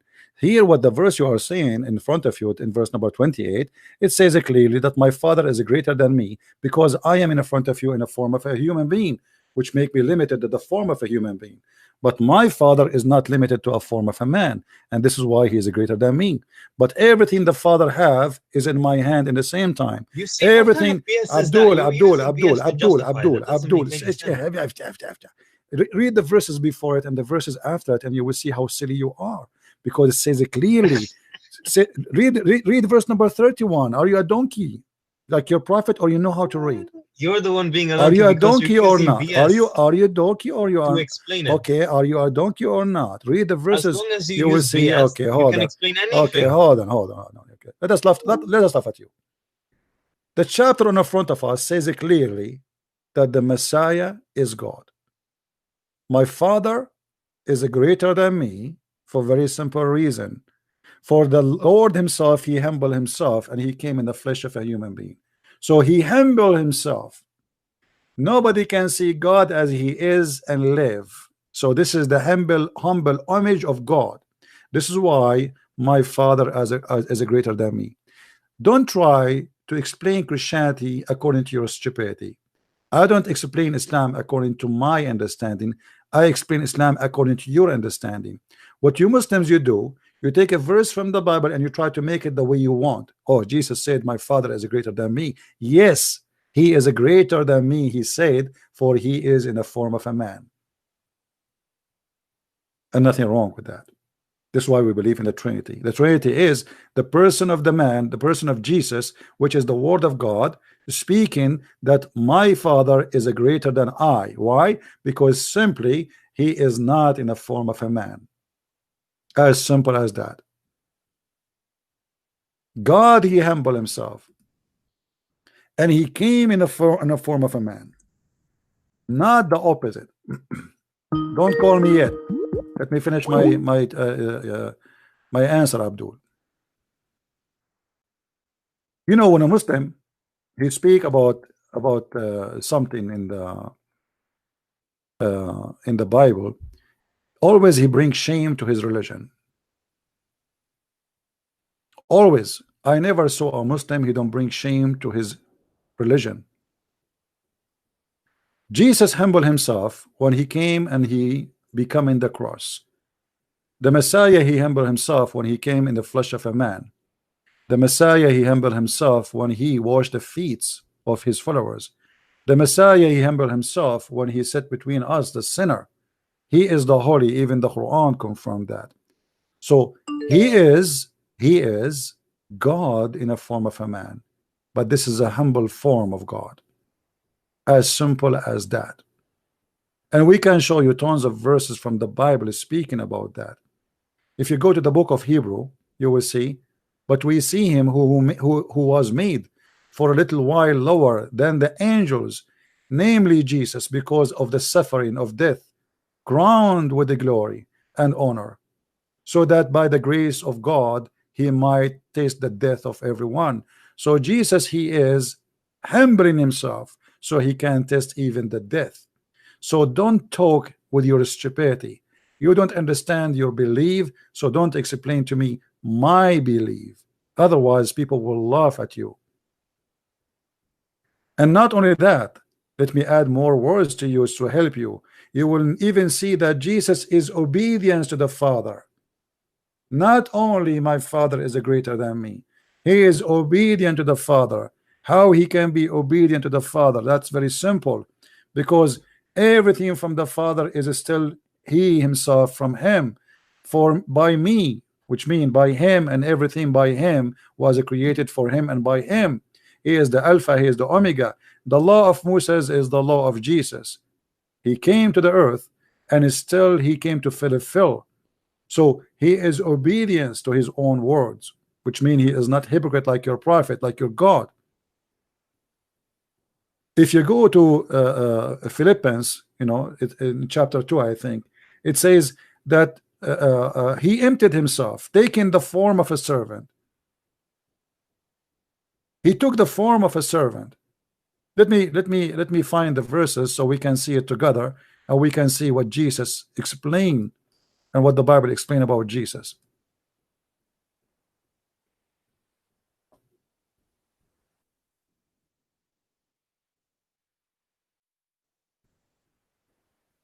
Philippians 2. If there be therefore any consolation in Christ, if any comfort of love, if any fellowship of the Spirit, if any bowels and mercies, fulfill ye my joy, that ye be like-minded, having the same love, being of one accord, of one mind. Let nothing be done through strife or vainglory, but in lowliness of mind let each esteem other better than themselves. Look not every man on his own things, but every man also on the things of others. Let this mind be in you, which was also in Christ Jesus, who being in the form of God, thought it not robbery to be equal with God, but made himself of no reputation, and took upon him the form of a servant, and was made in the likeness of men. Do you see, my friend, what it's saying?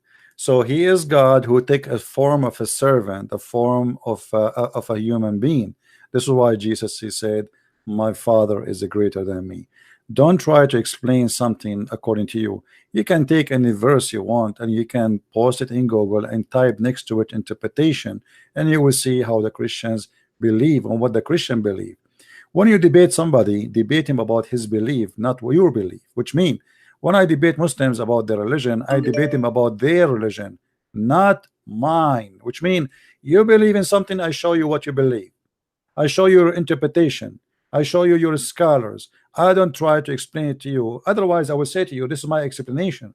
As an example, when you said to me that Muhammad did not know how to Muhammad was illiterate, I showed you my understanding that this is not about Muhammad being illiterate.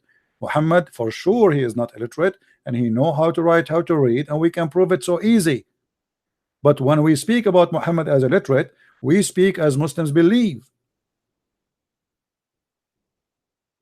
Muslims always they try to come with their own conclusion, with their own fantasy. They cannot explain their book. And look, the funny here, this guy, he keeps saying to us his prophet is wrong, his prophet is wrong, his God is wrong, he's wrong even about the Trinity, and suddenly he want to explain to us who is Jesus, but yet he cannot explain to us his own religion. Do we have any smart Abdul in the bushes? Is that the only Abdul we have in the bushes today? Are you serious? What happened to the Abduls? Any Muslim he like to leave Islam?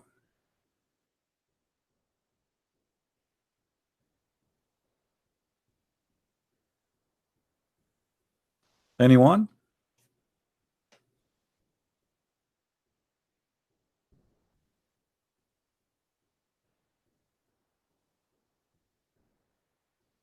If there is anything bad in giving alms as Quran prescribe, do you have refutation for that? Giving alms to who? You see, when you say giving alms, have you ever heard of somebody giving alms as vagina? What kind of alms? I never heard of religion giving alms as vagina. As an example, the Quran says you want to give a charity to the prophet, give him vagina. Hold on, we have a Muslim trying to call, I think.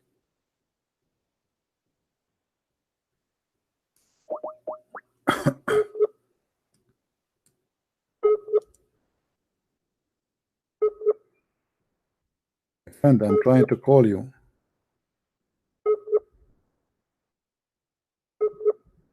You have bad internet, I guess.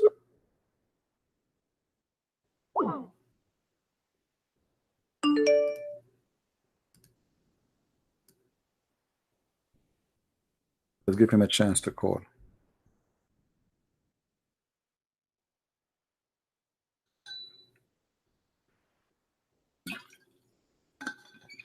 وامرأة وهبت نفسها للرسول.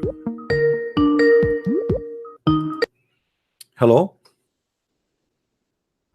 Assalamu alaikum. Wa alaikum assalam. Christian Prince. Yes, it's me, my friend. How are you? Oh, I'm fine. I'm fine. How are you? I'm all right. What do you want to say to us? I wanted to ask you one question. Just now I was listening to your video. You said that about any prophecy of Muhammad and not come true. So okay, there is a one prophecy. It says about the before the Qiyamah, the woman will be like man and man will be like woman. So what do you think about that? But my friend, have you ever heard of the people of and Gomorrah? I don't know. Is there any Arabic name for them? Yeah, Sodom and Amora. Oh yeah, I know. So this happened before Muhammad. What a big deal about what kind of a prophecy this prophecy is? We have Sodom and Gomorrah long before Muhammad. Here we go. Is that the day of judgment, my friend? Come on, wake up. Same time, as long you are mentioning this, your prophet himself was a gay. No, he was not gay. Let me ask you, if a man he kiss a man down his belly, does that make him a gay? Maybe today's time, yes, but at oh, that so time, in the maybe old no. day, we Arab, we used to kiss the belly down. So if your friend he see you and you are an Arab, he can kiss your balls. No, it's not the balls. Maybe. Okay, so what maybe then? What is there? What is there down the belly exactly? I don't know. Only Allah okay, knows. so don't tell me that your prophet he make a predict that in the judgment day people will be gays and lesbian. People are gays, lesbian before Muhammad. And Muhammad, he have a chapter about it in the Quran, in chapter 5, verse number chapter 4, verse number 15 and 16. And here, if you read with me, you will see that your prophet was kissing a man and going inside his shirt, and they are getting naked, and he's kissing down his belly. What about your prophet? He pissed like a woman. Is that true? But in Islam, it's so haram for the guy to have sex with the guy. My friend, let us see if this is haram or not. Did your prophet piss like a woman? And you mean like he both like when we go to the toilet? Yes, he like pee sitting as a woman. Yeah, correct. yeah, it's okay. True. It's this, true. This yeah, is true. Okay. Additional to that, did your prophet he put eyeliner 3 times a day? Yeah, you mean the surma, the black. Why? Why black, he put eyeliner 3 times a day? I think to make the eyes more beautiful. More beautiful. So your prophet is trying to be more beautiful. Thank you very much. So we have a prophet, he kissed the men down their belly. We have a prophet, he put eyeliner to be more pretty. And we have a prophet, he pissed like a woman. And then in the top of that, we have a prophet, he wear his women clothes. Is that true? I don't know about the women clothes. Well, here we go. Let me show you. Here we go. And I'm very glad that you are an Arab, so you speak Arabic. You don't have a reason. No, I'm not Arab. Oh, you are not. Oh, okay. Here we go. No. Do you see your prophet wearing his wife's clothes? I don't see on the screen. It's narrated Ibn Umar, right? The prophet burned the dead palm trees of Bani Nadir. Hassan ibn said the following Vedic verses about this event. No, it's where does it say that he wears the clothes of the woman? It says there he's wearing the shirts of Aisha. And by the way, it's not a shirt. This is a dress. What shirt? At that time, there's no shirt. Oh, okay. You're wearing a shirt, but I'm not. The prophet saw. Why Muhammad is wearing women clothes? Oh, I don't know. Only Allah knows. I really don't know about this. Okay. Do Muhammad used to have mukhannath in his house, a gay who stay all day long in his house? What was his name? There's many of them. Which one you want? What about? I don't know. What about having a gay? He is an imam in Islam. Is it haram? Yes, it's haram. It's haram. Here we go. This is Sahih al-Bukhari, my friend. This is Sahih al-Bukhari. A bunch of Muslims, they came to the Caliphate asking him, Uthman, that we have a gay imam who is showing his ass trying to seduce us, and they are complaining. So Uthman, he said to them, still you have to pray behind his ass, his holy ass. And then the Muslim, they said, look like we have no way except to accept to pray behind a gay. Oh, so it's the Uthman saying it's not right? Was Uthman as a gay? No, he was not. I think he was not. What about the uncle of Muhammad was a gay, Abu Lahab? Yeah, Abu Lahab, but he was Abu Lahab was maybe he was gay because but this is the uncle of Muhammad. Muslims. Is it true that you're Muslim? You say that Abu Lahab he cannot sleep unless we put some sperm in his anus. I don't know. Yeah, well, this is your prophet uncle. What kind of a family he have? So you Muslim, you speak too much about gays, but all of Islam is about gay. Let me ask you: are you in the heaven allowed to have sex with men?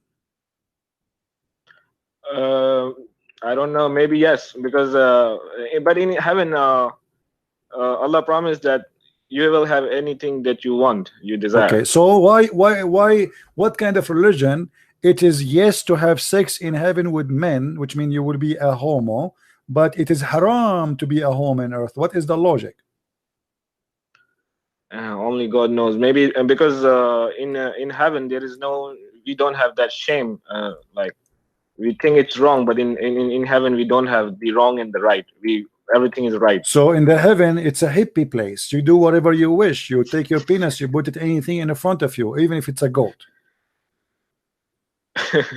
Maybe, yeah. According to Islam, it's a like this, yeah. Well, that's a wonderful religion, my friend. So what is the point of saying that being a gay is a sin then, if it is going to be okay in heaven?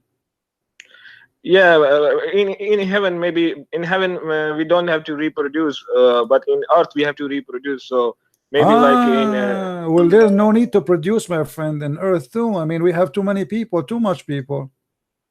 Don't you notice that people are suffering because we have too much production? Yeah, right now maybe yes, but I think in the time of Muhammad. My friend, yes, have you ever have a sexual relationship with a man before? No, I don't. Okay, in the heaven it says whatever you wish, as you said. If a man he like to have sex with you and he want to do bang bang to you, do you have a problem with that? Of course I have. But to God, he said to him whatever he wish. He have to keep his promise. So now how Allah can maintain his promise whatever he wish if he wish to have you? I don't know. Maybe can I ask you a question if you don't mind? I'm not a gay, my friend. Let us continue with that conversation. So what kind of God he says to us whatever you wish, but he cannot keep his promise because the guy he like to have sex with you. Maybe you are very handsome. So now how Allah will solve the problem? Here we go. You don't want to give him you don't want to give him your anus, but he like to have your anus. How we can solve this issue? What do you think about Allah? How he will solve it? Because I think maybe Allah he will provide him that like I don't know, but if you ask me, according to my knowledge, maybe Allah will provide him the pleasure or imagination. Or maybe so Allah will create like an implement of your anus to keep his promise, like he will make two of you. Yeah, maybe, I don't know. Oh, okay, so guys, maybe Allah he will make two of Mr. Ali. One to that guy to F and one is this one. So okay, that makes sense. Now my friend, if you go to heaven, I'm asking you a very serious question. Take it into consideration. You are now a Muslim who is going to enter heaven. What is the first wish sexually you wish to have in the heaven of Allah? Maybe I don't know, maybe get a good wife there. Good wife in the heaven of Allah? You will have a good wife? I mean, she have to be a whore. How is she? How you can find a good how you can find a good wife in Allah house if you are saying to me in Quran it says that my friend, if you just said to me that in the heaven of Allah everybody F everybody, so what good wife mean? Like good wife, I mean like beautiful wife. Just beautiful. Okay, is that how Muhammad described that Allah will give you a woman? They have nice nipples and they have nice vagina and they have nice breast. Yeah, it's about who, right? Who's? No, not necessarily. Even Allah, he will import from hell special women who are prostitute, like prostitute. They work in Las Vegas. If you look with me in the screen, I don't know if you can see it. Do you see the screen?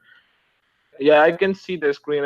This is like Usman said al Salat. No, this is different. Okay, this is going to come. Okay, to you. I'm right to like this one. I'm just saying. Okay. There is no one whom Allah will admit to pray that, but Allah will marry him to 72 wives, 2 from Houris, and 70 from his inheritance from the people of hell.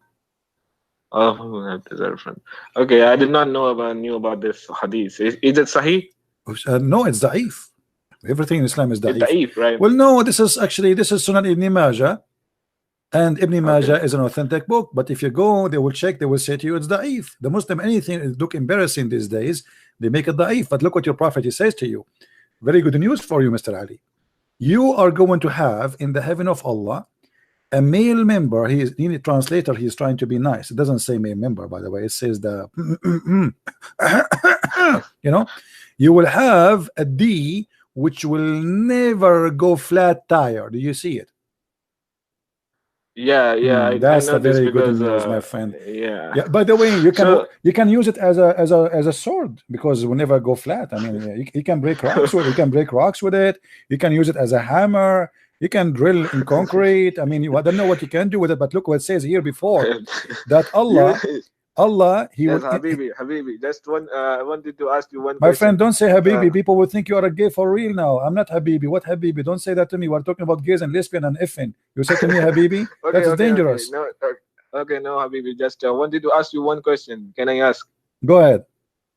Just because I also I'm interested in Christianity, but just tell me, what is the difference between Allah and the God of the Christianity? Is there any difference? There's nothing to share, actually. As you see, your God is a pimp.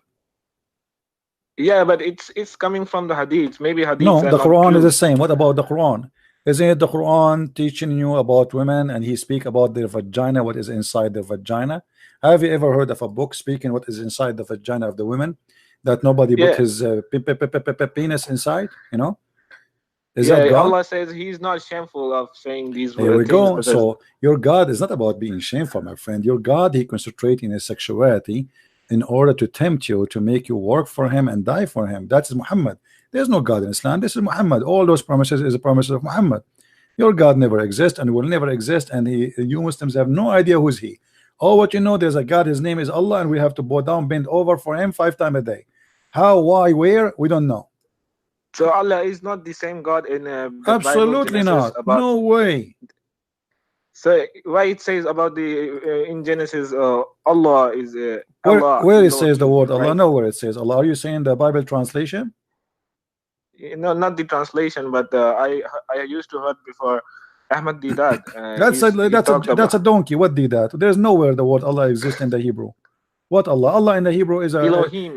No, Elohim is not Allah. Elohim is not a name of our God. Elohim is a word meaning gods. We don't have, the whole Bible did not mention, by the way, a name. Like when we say Jehovah, Jehovah is not really a name. There's no name can describe a God for his glory. What we have is God, identify himself by saying, I am who I am. So God for us is not a name. You Muslims have a God who have a name. And that God, doesn't matter what his name is a filthy God. So basically you are saying Islam, the God of the Islam is not the same God of absolutely not. Your God is evil, your God is ugly, your God is disgusting, your God is filthy. Your how God we how do you know that which one is the true one? Only because maybe Islam teaches about like shameful things. That's the only thing. No, you think not only about this, that not only this, not only this. Your God, as an example, is a stupid God. Have you ever heard of a stupid God? Like, yes, he's a stupid God. He don't even remember which one he created first. Sometimes he said he created the earth first, and then sometimes he says he created the stars and the sky first. What kind of God? He cannot remember that. I mean, even anyone. I mean, this is stupid, man. What kind of God this God is? So where he says that he created the heavens and the earth. Which one, according to you, Allah created first, the earth or the heaven? The heaven, of course. The heaven, of course. Okay, here we go. Are you sure? Yeah, I'm sure. Okay, here we go. If we go to this verse in chapter 41, verse number 11, verse number 9, verse number 10, 11, 12, it says it clearly that Allah, he created first the earth and everything on the earth, and then after that he went to the sky, and the sky was a smoke, and then he finished the sky and he made it 7 skies. Do you see it in front of you? I'm still not seeing. I'm still seeing that 2172 here. Okay, read with me. It's going to appear for you in a second. Chapter 41, verse number 9. Say, O Muhammad, unto the adulterers, disbelieve ye verily in him who created the earth in 2 days, and ascribed to him into the reviles. Then he continued, and he placed firm therein, firm hills rising above it, and placed the measure of therein it is sustenance 4 days. I'm not getting your voice. It's breaking. It's breaking. Okay, but you see the screen, right? Yeah, it says, disbelieve ye verily in him who created the earth in 2 days, and ascribed ye into him rivals. He and none else is the world of lords. And then he then he made the measure, and then hold on, and then he made the measurement of all things in the earth in 4 days. This is 6 days. And then he turned, then after that he turned into the heaven, and in the heaven was a smoke, which means was nothing. And he said to the earth and the come both on you, and then then he ordained them as 7 heavens. So what is the last thing Allah he finished? When he created the lamps. Okay, so maybe you're right, because yeah, you're right. I'm sorry because maybe it's when I think it's Adam. Adam was in no, my the friend, heaven you are before. right. You are right. When you said Allah created first the earth, you are right. But this is because you are talking about different verse in the Quran. So the Quran is made by a stupid prophet who say things he cannot maintain. So one time he says the earth was created first, and then sometime he says the heaven created first. If you go as an example, chapter 2 verse number 29, it says clearly that he created the earth first, and then he went to the heaven and he made them 7 heavens, correct? Yeah, okay. But this is a total contradiction of chapter number 41, and the same we can find the same story in different place. So the Quran officially is a book made by a false prophet, false God, because there is no way God do not remember which one he finished first. Yeah, I think yeah, there is something right. And actually in chapter 41, if you notice with me, if you calculate the numbers of the days which Allah he created the earth and the heaven together, 2 days to create the earth, right? 2 days. Yeah. Okay. And then 2 days, 2 yes. days, and then 4 days to create whatever in the top of the earth, correct? Yeah, 6 days. Yes. This is total 6 days, and now 2 days to create the heaven. The total is 8. Yeah. Yeah. But in different verses in the Quran, Allah he says he created everything in 6 days. Yeah, this is like, I think it's a fabrication, maybe, or the Quran fabrication. So now the Quran is a weak Quran. Maybe, yeah, because we don't know exactly which Quran was. I agree. The Quran is a weak Quran. I mean, this is a messed up religion. Everything is weak. Are you weak, my friend? Do you take vitamin every day? What do you eat? Are you okay? Yeah, I'm okay. Come on. So what? You have a brain. Come on, don't tell me weak. This is bullshit. No. I'm sorry. I did not listen to. So my English is not good. So can you say again? What did you say? Your English is not good. Your English is better than mine. I can tell. I speak like Zakir Naik sometimes. So my friend, here we find. Okay. Yeah, Zakir Naik. Yeah. Let me. If we ask Zakir Naik what happened here, he would say, "Christian Prince, he asked me question. Why in the world one word in the Quran it says 2 days and 4 days and 6 days, and this total will be the 8 days? The answer can we go to chapter number 41. It says in chapter number 9, verse number 15 or 15. It says the following: that in the 2 days and then 4 days and then the 2 days. That is the total is 8 days.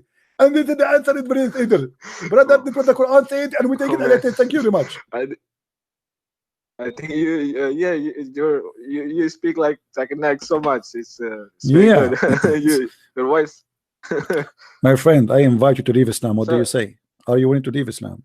Obviously, this is a stupid book. You are smarter than this. What do you want to say? Okay, just I would need one question, and then I would like to learn about Christianity. But before we go to Christianity, I mean, coming to Christianity will not change the fact that Islam is bad or not, right? So say I left Islam, and then you can ask me about Christianity.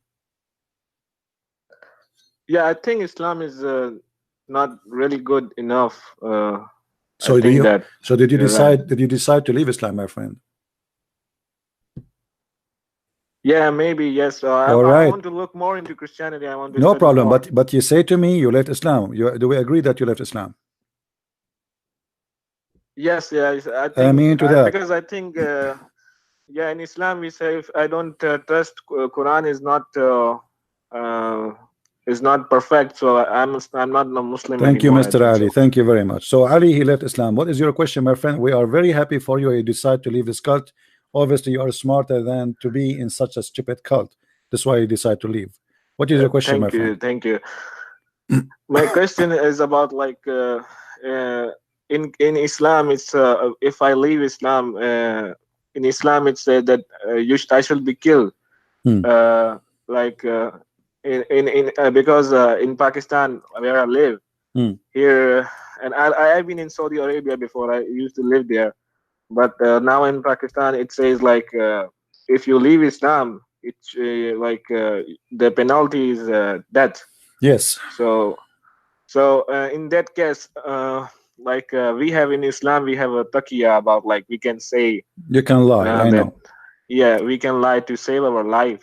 But so what about Christianity? Can you do that? My Can friend, you my do friend, like that? the disciple of Jesus, all of them, they were killed one by one, slaughtered one by one. Or what they asked him for is to say, we don't believe in Jesus no more, and they will let them go, and they refuse. So the answer is no. Either yay, yay, or nay, nay. Now, you can make your own personal decision, but for us, it's very clear that this is sin. But we know we are sinners anyway, and I understand if you try to protect yourself. But according to Christianity, I give you the answer: absolutely not. You cannot lie. Lying is forbidden totally. There's no good lie, there's no bad lie. Lie is a lie. So lying is forbidden, and we cannot lie. As simple as that. So like you mean to say I could not, like if someone asked me, I can't say that I'm not a Christian, right? Like this. No, you cannot. Maybe No, you cannot say you are not Christian. You cannot. No. they However, will kill me, of course. okay, well, you see, this is a decision you made by yourself. I'm giving you what the teaching of Christ is. The teaching of Christ. No, I'm you not don't. teaching because I think it's the truth. So that's why I decided to. I think Islam is not. It's not from. Yeah, God. It's not we don't from have truth. we don't have taqiyya. We don't practice taqiyya. Jesus even he forbid us from taking an oath. Either you say yea, yea, or nay, nay, which means you say yes or no. Anything else is from the devil.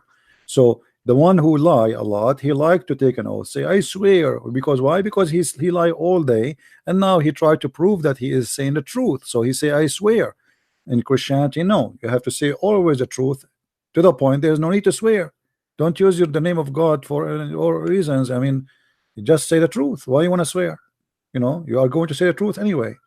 Just say yea, yea, or nay, nay. So we in Islam, we are allowed to lie. We are allowed to fabricate. Even Muhammad, he said you can lie in 3 cases: to your wife, to your friends, to your enemy. Who is left? Nobody. Nobody left. Yeah, You know. I don't know about that, but so like okay, so I will. I think I can. It's worth it. I think it's worth it. I should say that. Do you like me to invite you to accept Jesus, my friend, as your savior? Well, I don't know about anything about Christianity. Okay, my friend, stay then listening to my videos and learn more. And you can read the Bible. Go and download the 4 Gospel and read them and study them. And there's many interpretation in the internet. Just type any verse you feel like you don't wanna know what it's mean. There's tons of sites give interpretation, and you can read and you can educate yourself. And if you have any question, feel free to call me. Okay, so can I how do you say? Can I ask like if I have any question, because if I read from in Pakistan we have some problems with the websites, you know. So No problem. even No like problem. something is You like can. monitored. No problem. You can. Yeah, when you want, you can ask me. But try always to ask me when I am live on air. I will do my best to help you, my friend. All right. Okay. Thank you so Okay. much. Thank you, my so friend. much. Take care. I'm happy for you that you left Islam already. Thank you. Thank you. All right. Take care. All right. One person is out of Islam, and we pray that he will accept the Lord, the Messiah, very soon, and he will find his way.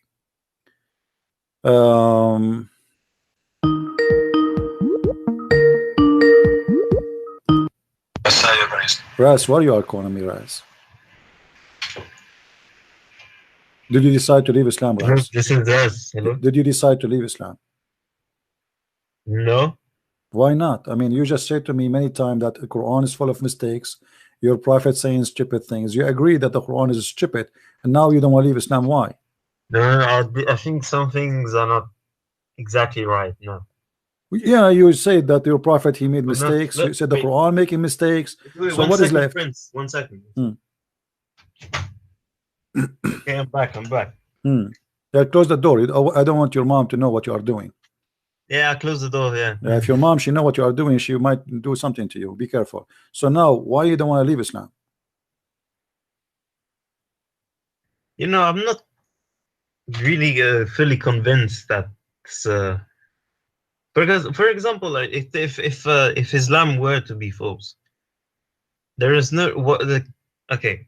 What you said about Christianity is I see that you know your stuff. Like, it's whenever you debate about it, you're correct about Christianity. But I remember one time you admitted that someone told you, for example, someone told you that there are the same stories in different Bibles have different, they're different, and you said, oh, it's because there's no point if they're all the same. But that means it's corrupt. No, no point to repeat the same story from the beginning to the end, letter by letter. That's what I mean. Otherwise, why we need to have 4 books? So we have 4 writers confirming the same story, everyone by the inspiration of God in different way. As an example, if we have paint, don't talk. If we have a paint and we put it in the front of us in the wall, and we have 30 students, and all of them they are artists, and then we say to them, I want all of you to describe for me by your pen and your paper, write down what do you see in the image. You will see one start with the tree, the other one start with the house, the other one start with the door, the other one start with the bird and the tree, the other one start with the river, the other one start with the goat. But it's the same, exactly the same paint, but each one of them he have his own way to present the story, but it's exactly the same story. And that will not make the story different. It's going to make the story more rich and more easy to understand. So we have a house, have 4 dimensions. We have the front, we have 2 sides, and we have the back. We have 4 to cover. Shut up. We have 4 writers to cover all the 4 sides of the house. So we don't have a 3-dimension story. We have 4-dimension story. And by the way, even your prophet, he said, take the Quran from 4. Is that right? Yes. Okay. Why you did not take the Quran from 4, and why you take it from 4? We did. We just don't know where. Where are they the 4? I don't know, but I don't know. You did not take it from the 4. You did not take it from the 4. Where are they? One of them is Ibn Mas'ud. You did not. You have. Where is the Quran of Ibn Mas'ud? Uthman, he burned it, right? So why your prophet trying to copy Jesus' apostle, and he said take the Quran from 4? If one of them they have all the Quran, why we need 4? Okay. Listen, can I listen? Let me say this. You just said your analogy of the doors, yeah, about the stories. Okay, I get that, but you just said to the guy, Christians are not allowed to lie, whether it's for goodness or for whatever, yeah. That itself is a lie, because you're saying, oh, but yes, the story may not be true, but it's, you see, I don't like to talk to stupid. Don't call me again. Where I said you can lie in here. I mean, are you a donkey or what? It's the same story, a donkey. It's just 4 writers writing the stories in different way, not 4 stories. It is the same story. Don't be stupid. Don't call me again. I have no time for kids. No, don't call me again. That's it. Let an adult call me. Where I said this is a different story. What stupid people are. Unbelievable. If we go in the book of John, chapter 1, verse number 1, we will not see it is the same verse in the chapter of Luke. Does that mean those are 2 speaking about 2 different gods? No. Both of them, they confirm the same thing. And if they are going to be the same exact story as it is word by word, that will be stupid to write another book. So it is the story as it is, but every one of them give us details which the other one maybe did not cover. As an example, one, he was more close to the cross and he heard what Jesus said in the cross. The other one, he heard what people said when Jesus in the cross. The other one, he heard what the soldier he said to the person in the cross. So every one of them, he is completing the story. They complete each other. The story is the same story, and this is why you will not find really any contradiction. It is a complete story. So it's very naive of you to say, oh, it's not the same story. That means it's a lie. It's the same story. The 4 Bibles confirm that Jesus was crucified. The 4 Bibles confirm that Jesus was resurrected. The 4 Bibles confirm what happened in the cross. The four Bibles confirm what Jesus said in the court, all of them. But they don't have to write word by word, otherwise that will be a stupid story to tell, to write it 4 times repeatedly. If we go right now and we bring 4 witnesses who saw, let us say, a crime, 4 of them, they saw the same crime, but when they write their, let us say, witnessing paper, everyone he will write in his own way, but all of them they repeat the same story because this is what they saw. But it's not going to be identical, otherwise people are a machine. If we are a machine, then we print the same story, we say the same words, and we say exactly like each other. People, they come to your house, one he say hello, the other one he say hi, but both they say the same word. So if I write he said hi, and you write he say hello, it is the same. It is hello and hi. If somebody says a person, he came to my house and then he went and he took drink some water, another person reporting the same story, he said he come to my house and he sat in the couch, but doesn't mean that he did not drink water too. So he sit in the couch and then he drink water, or it might be the opposite. He drink water first, or he sit in the couch. So depend in the story what the story is, but the 4 they give us more details of the story, confirming each other, not contradicting each other. And this is why we are blessed with having 4 Bibles, not 1, for we can understand better. Actually, even Muhammad, he said that he asked Allah to send the Quran in 7 letters. Why? Because according to Muhammad, Muslims are stupid and they cannot understand the Quran if it is written in 1 Quran. 7. As you see here, Muhammad, he keep asking the angel to ask Allah to send more Quran, and the reason he says my people are not capable of doing it. If the Quran written in the same way, why it is 7? 1 Quran is enough. So now what you will say is different story, or you will say it's just different way of writing the story. Muslims are naive and they have no idea what they are talking about. In the same time, here we see that Muhammad is making poo-poo. Why the Arab, who they are his people, who live, he live in a small town, it's called, Mecca.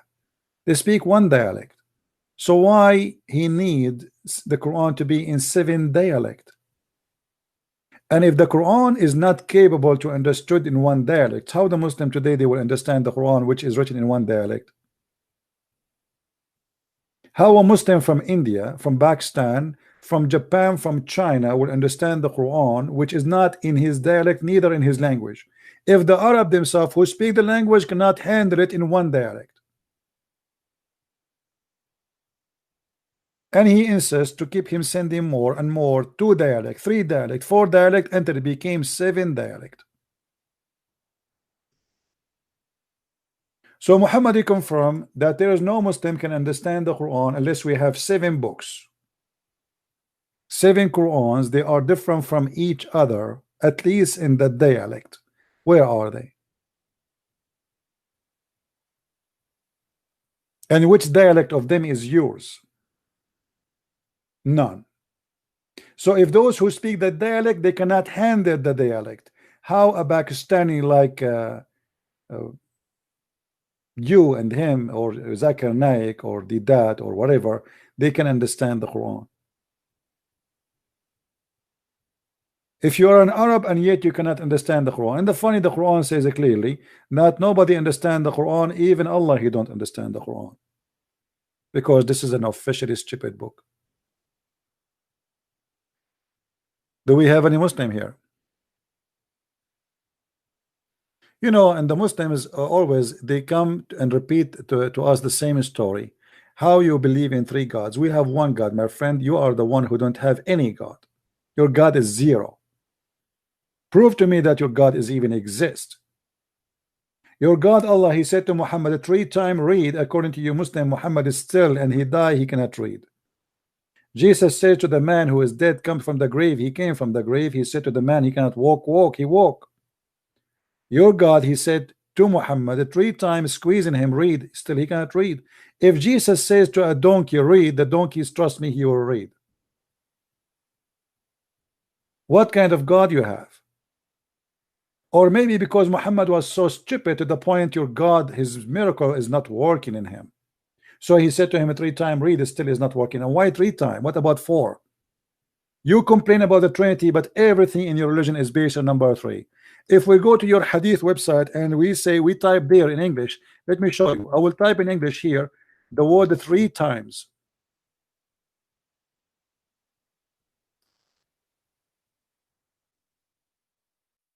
3 times. If we type the word 3 times in the hadith search, do you know what we will find? We will find endless stories about 3 times. You're a prophet, he do nothing in his life except in 3 times. Even when he drink water, he have to sniff the water 3 times. Even when he do ablution, he have to clean his hands, his nose, his hands, his feet 3 times.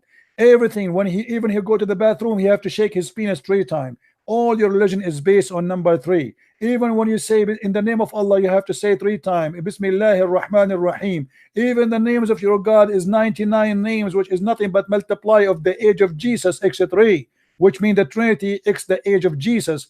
33 years and old, the Father, the Son, the Holy Spirit, 99. Everything in your cult is based on number 3. Even your oath, you have to be 3 times. Even when you confirm something, you have to say 3 times. Even Muhammad, when he enter a bathroom or enter a house, he say Assalamu alaikum 3 times. You're a prophet, when he spit 3 times. You Muslims are crazy with 3 times, and yet you accuse us that we are people of the Trinity.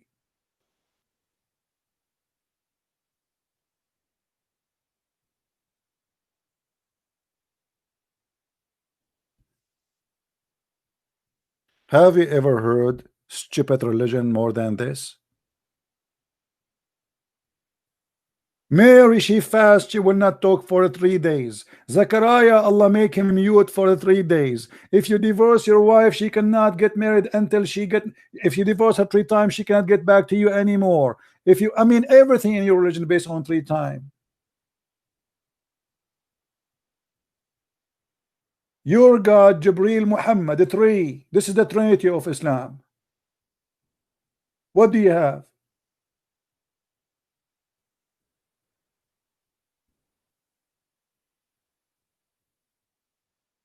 Do we have any Abdul?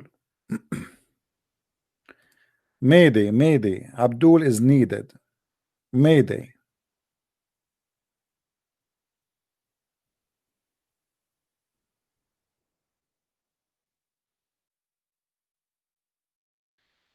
All right.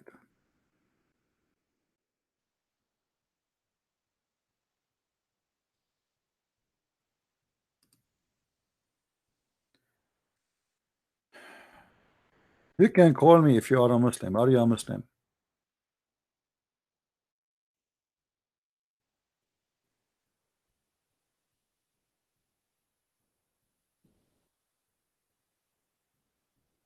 Please don't call me unless you are a Muslim. At least for now. Or maybe an ex-Muslim. You want to tell us your story.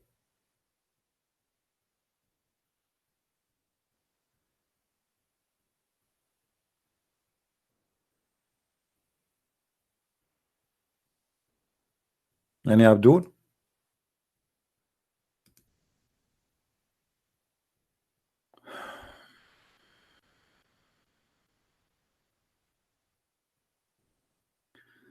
My friend, those who like to translate my videos in any language, feel free to do so.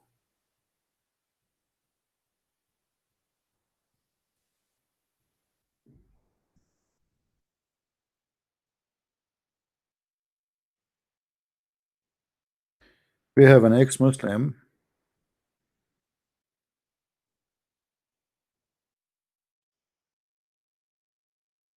Maybe he would like to share his story.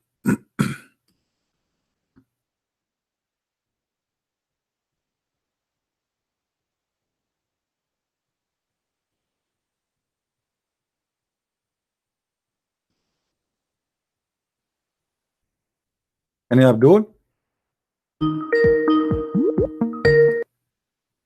Hello? Assalamu alaikum, Christian Prince. Wa alaikum assalam, my friend. You are live on air, people, they hear you. So you were an ex-Muslim, right? I was. I mean, you are an ex-Muslim. I was an ex-Muslim. Oh, okay. So now what happened? Tell us, my friend. What happened? Why you left It's a Islam? long story, Christian Prince. You can make it It's, short if you want. I grew up in two different religion parents, actually. And it's my mom was Christian Protestant, and my dad is a Sunni Muslim. But I never studied Bible in my life before, because I grew up in it's an Islamic country where the Bible is forbidden, and my mom had no choice to marry my dad, because that's the only way Muslim men trick into into Muslim. So it was a painful journey. At the age of 9, I had to learn Quran and Hadith and Sirah Rasulullah, Muhammad Rasulullah, and stuff. And I went to madrasa to study Islam. But it's so painful journey. I understand. But what make you decide to leave the cult of Islam? What is like the real reason? I mean, the major reason? Yes, because I thought that Islam was the true religion, the Quran and Hadith and Sirah and etc. And I did believe that Muhammad was the final messenger, Khatan Nabi. So completely changed my perception until 2013. 2013, my mom passed away, and I had to come back home to pay last last respect to my mom. But I didn't know before that. So at her ceremony, like, someone a Christian, sometimes they do have like praying something, but not for the person who died, but just to remember the person. So I look around my brother and sister, in my cousin. They just seems to be, I find it odd, because I was still a Muslim that time. Yeah. Then I went back to see my dad's grave. So obviously I had to pray, in Islamic way. You have to pray for the dead people, because that's what Islamic do. Pray for Muhammad, pray for other Rasulullah who have passed away. So I prayed for my dad, and say Surah Yasin, stuff like that. So I went back home and thinking I pay my last respect to my mother. I went back to Europe. And in 2014, I have encounter with Christ. It's amazing, I've never studied Bible. I've never read the Bible. Never in my life. I mean, grew up in an Islamic country. It was difficult for me, especially my mom used to argue with my dad because she wanted her children to follow her. Obviously, my my Islamic name is Nurjana. You know what Nurjana means. It's light of heaven. So I went back home. Long story. I went back home, back to where I am now. I'm not telling where I am, just in case no people from back home know where I am. Yeah, don't need. So I went back home where I am now. So in February 2014, I had encounter with Jesus, and it's so real, Christian, and I'm not, trying to make it up. And in the middle of the night, he came in and stood in front of me, and I can still remember the face on it. It's like, I don't know whether you ever watched the Gospel of John movie. Exactly the same face like that. And he stood in front of me and he spoke to me 3 words. He said to me, "Come and follow my path." And then he's gone. I woke up in the middle of the night. I looked at my watch on the wall. It was 12 o'clock midnight. And then it started questioning myself. I said to myself, is it Jesus actually God, or is it just Isa al-Masih, you know, because in Islam it's Isa al-Masih is Jesus Christ. So, and the next day, I went back to work, and I spoke to my friend, who was Christian. I said to her, "Is it true that Jesus Christ is God?" "Yeah, what happened? Tell me about it." I said, "Well, I have a dream, something. Jesus appearing to me, but I thought Jesus is only like Salam, just a prophet." And he said, no, Jesus is God." "Are you sure?" Yeah. "If you don't believe me, I'll give you Bible." I thought to myself, Bible, I'm not touching this Bible because Bible corrupt. Islam told me the Bible corrupted. So she invited me to come to the church. I said, "Well, I'm not sure coming to church days." And the following days, I felt really, really uncomfortable. I think it's the Holy Spirit telling me, "You don't believe that Jesus is God. I can prove you." So I felt that night I was uncomfortable. And I questioned myself. I said, "Jesus, if you really real, I can't sleep real well tonight. I'm restless. I don't know whether I believe you God or not, but I wanted to know if you are really God and you love me as a son, please comfort me." Then I went to sleep. The next morning, I felt comfort. But in my sleeping, I felt like someone is like father cuddling me. And I felt comfort. And I said, "Yes, my answer been, my question been answered by you. Thank you, Lord. Thank you, Jesus."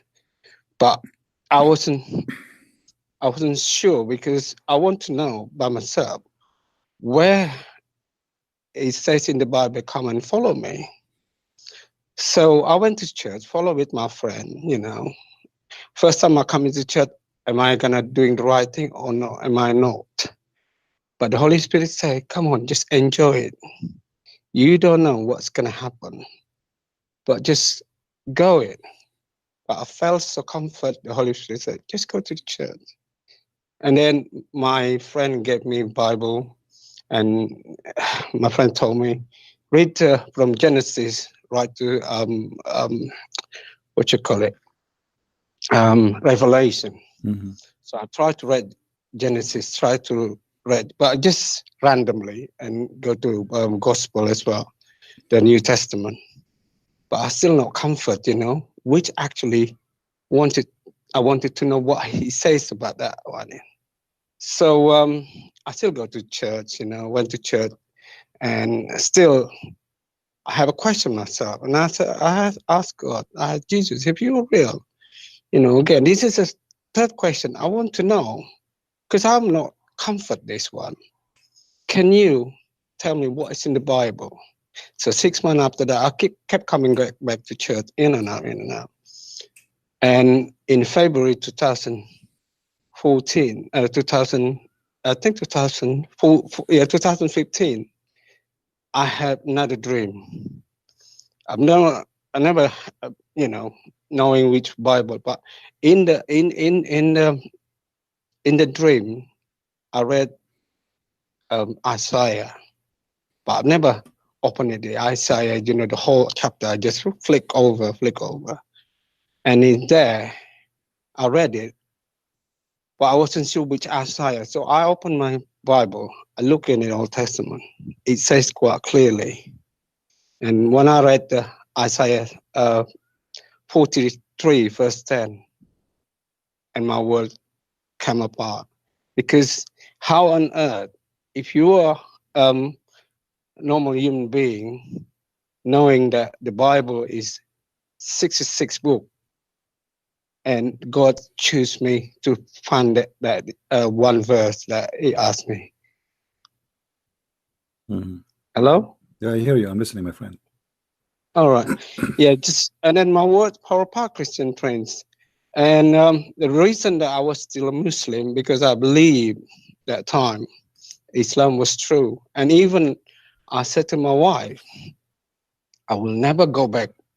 I will never go to Christian Christianity because that's not right. Because I've been told Islam was true, and even so, I married with my wife. I said, you know, I can marry a Christian, but I will never be a Christian. I wanted my children to be a Muslim, all of them, because I believe that Islam was true. And she said, this is what bugging me before I had encounter with Christ. My wife said, you know, if you're not going to follow me, what's going to happen? You end up being like your dad or your mom, because we cannot be together, because either one way or the other. And I said to myself, this is question, big question. I even consulted my friend who is devout Muslim. All he said, are just praying and just showing that you're a good Muslim, stuff like that. It doesn't work, you know. But I wanted, you know, God to open her heart to come to Islam. But he said that's the best thing you can do. But that's bungling my question. And little I know, long short story, my cousin who is Christian, she told me the whole life your mom been praying for me, for her children. But praise the Lord, alhamdulillah, all of her children now Christian. She been praying, she suffer all her life. Because even my dad, once he married my mom, all his inheritance, because you married a Muslim, Christian, they classify him as a kafir. Right. So all his inheritance from his dad, his uncle is Abdullah. His uncle took all his inheritance. He didn't have anything. But I wish I had the last word to say. Why don't you convert to Christianity? But I didn't know. I was little. I was 13 years old when he passed away. So it was a long story, long, painful story. That's why I don't put my Muslim name, because it's best for me not to Christian. Well, my friend, I'm really happy for you. You have a very touching story. I'm sure people are enjoying it. And I also very happy for you to hear this. Continue, guys. Thank you, Christian friend, brother. And the other thing, I met Nabil Qureshi before he passed away. Okay. And I spoke to him. I explained my journey to Christ. And he said, oh, it's amazing. I said, well, yeah, I read your book as well. You know, your book is Seeking Allah, Finding Jesus. I met him and I took a picture together. And we were sharing, you know, the journey as well. And I don't know whether you know Hassan Faraj. He's a Palestinian born, you know, but born in America.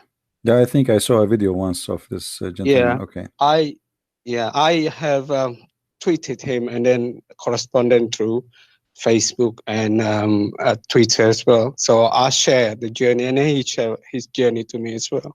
So yeah, I just want to tell to everyone who's Christian, please have a strong faith with Jesus, because the only thing you hold it, wherever you come from, you know, just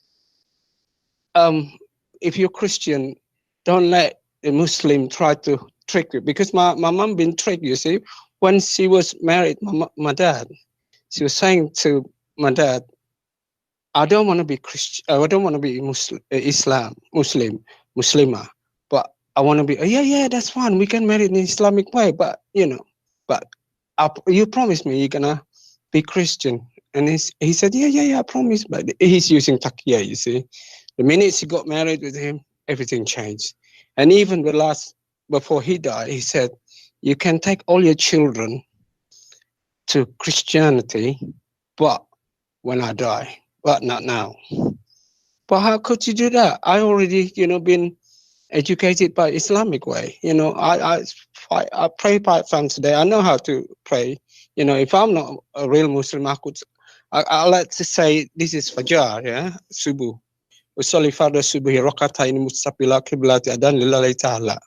Allahu akbar kabira wa hamdulillahi katsira wa subhanallahi wa ta'ala. Inni wajhtu wajhiya lillahi fatara samawati, and blah blah blah blah. That's a pray that you do it as a Muslim. Is that right, Christian? Well, hello. Yes, I'm listening, my friend. Go ahead. Yeah, And then you just say Surah Al-Fatiha, Alhamdulillah Rabbil Alamin, Ar-Rahmanir Rahim, Maliki Yawmiddin, Iyyaka na'budu wa iyyaka nasta'in, Ihdina siratal mustaqim, siratal ladzina an'amta 'alaihim, ghairil maghdubi 'alaihim waladdallin. Amin.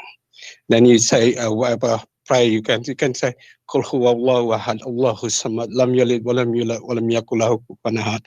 But I didn't know that before until I have translation in English. And I know exactly what that means, because Muhammad said that the third of the chapter is more powerful. But later I know now the translation is denying Jesus as God. And it's amazing. It's about every time I have a bad dream, I always recite that one in. So I don't know whether when I had encounter on it, I didn't mention it, that pray like that. But obviously God told me this is reality. I'm telling you. And then the third day I had a really bad dream. Can I share to everyone? Sure, no problem. I'm listening, my friend. I'm giving you time so you can tell your story. No problem. Yeah. Yeah. Go ahead. Right. The third dream is I was back home in my country and slept in my bed, and I saw the big black wolf with the eyes really red and tried to attack me. I wasn't scared, so I stood up, grabbed his mouth on it, and yakking back and pushing over. And the wolf was scared, and in the side of my bed, there's somebody sitting beside me. And he said, "Don't worry, son, everything will be all right. I'm with you." And I knew that it was Jesus, because who else gonna protect me from devil or Satan or jinn or Iblis? If it was our Messiah, Jesus Christ. I mean, well, my friend, life, our life with the Messiah is full of stories, and you did share some of it, and I'm sure many of the audience, they have their own stories too. But our Lord is a living Lord, and he is not an idol pagan God, the same as the God of Islam. And I'm happy that you call me. Anytime you have something to say, feel free to share. I will share to you again, Christian. I'm so glad that I can get through, because every time I ask people, what is this channel? And what, because there's two to the Christian print. One is a United States, one with the symbol with Christ, Yeah, there's many, they use my name actually, but in order always to follow and to know where I am, you see, we have a channel in minds.com and Patreon. You can go to Patreon, you see the banner in the screen. So you can go anytime to Patreon and you will see what is my video there, and that will tell you what is my official channel for the moment, because Muslims, they keep fighting me, trying to ban me, So if I lose a channel, I don't know why. That's normal. I mean, this is very normal. But you can go always to minds.com/Christian Prince. I have my Twitter too, which is a Twitter, as you see, Christ the One. And then we have the Patreon, and we have Facebook. So there's no way you will not find me anywhere you go in those sites. And I have my page in Instagram, Arabian Prophet. You can find what is the channel I'm using right now. So anytime you lose my channel for some reason, let us say this channel is deleted for some reason, you always will find a way to find me and how to contact me. And you can attend my live broadcast. You're my brother in Christ. You open so many Muslims to know. I didn't know before Muhammad about his, because when I have been taught as a Muslim, young Muslim, when I was little, Muhammad was a warrior, etc. And I didn't know that. So many things contradiction. No, I've learned from you. I obviously Google it about the Sirah and Hadith and Tafsir. Everything just contradicted. I just don't believe that. Why many Muslims still following? Are they in the dark age or something like that? Or I don't know. Yeah, well, sometimes people, they need a kind of shocking, like it's like sometimes somebody is asleep, you have to put some cold water in his face, right? To wake him you're up. right. It's like me, because I was so stupid until God opened my eyes. because I will never convert to Christianity. No, in my life, never, will never. Even though the day I will die, I would never. But God touched me, you know. Yeah. Well, I'm happy for you, my friend. God bless you. Thank you so much. And bless your family and grateful. and the pain you suffer with. It's going to be a Oh, blessing it's for so you. painful, Christian Prince. It's so painful. When I was the age of 9, you know, my mom and dad separated. I had to go to my dad's hometown to be able to circumcise, because every Muslim has to do it. You know, I had to go there and pray with my mom and dad, because arguing with Christianity and Islam, because my mom wasn't allowed to take the children, not alone to enter the church, not allowed, let alone to read the Bible.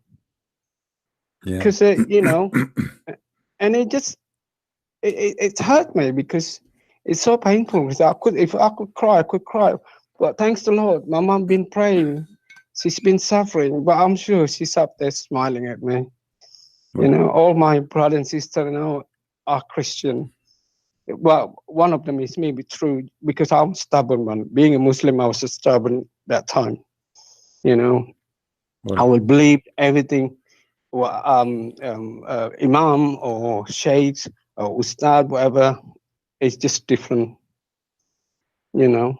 Well, I'm glad for you, my friend, and I want to say thank you for calling me. Feel free to call me anytime you wish to say something or have a question. Thank you so much, Christian, for listening to my testimony. No problem. And all brothers tell and your sisters friends to call me if they have anything to share too, and we would like to help everybody. Thank you. I will do, Christian friend. Thank you so much. God bless you. Take care. Bye-bye. Bye-bye. You know, I noticed a Muslim, he was saying that you Christian, you worship God who go to the bathroom. First of all, I want you to show me where it says that God, he go to the bathroom. However, as long as you are talking about the bathroom, I never heard of a God he speak to his prophet when he is going to the bathroom, except in Islam. You want to talk about the bathroom, my friend? You show me where my God he go to the bathroom, and I will show you that your God is the one who go to the bathroom. If we go to the book of Tafsir, and you Muslims, you keep reading a chapter of Al-Fatiha, very famous, you repeat it 5 times a day, right?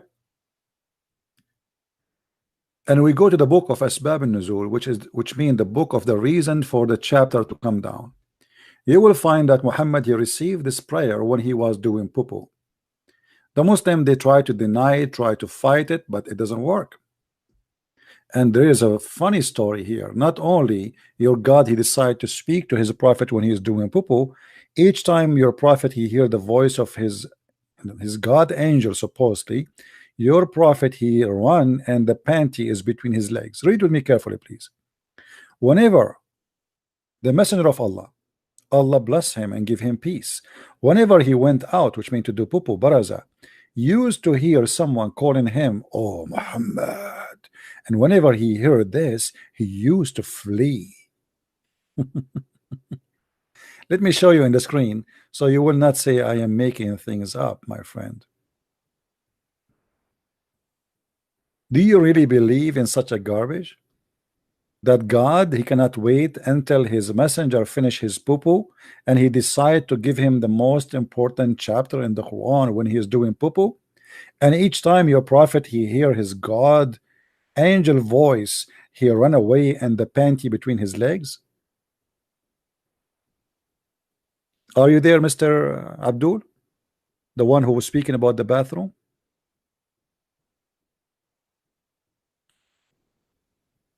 Muhammad, he is home all day long, but yet the angel of Allah will not speak to him until he wanna go and do poo-poo.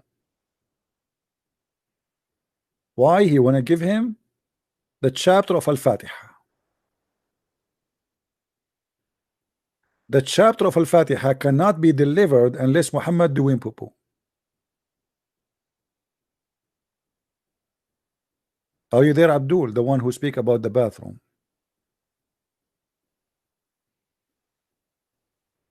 The chapter of Fatiha, my friend, this is chapter number 1.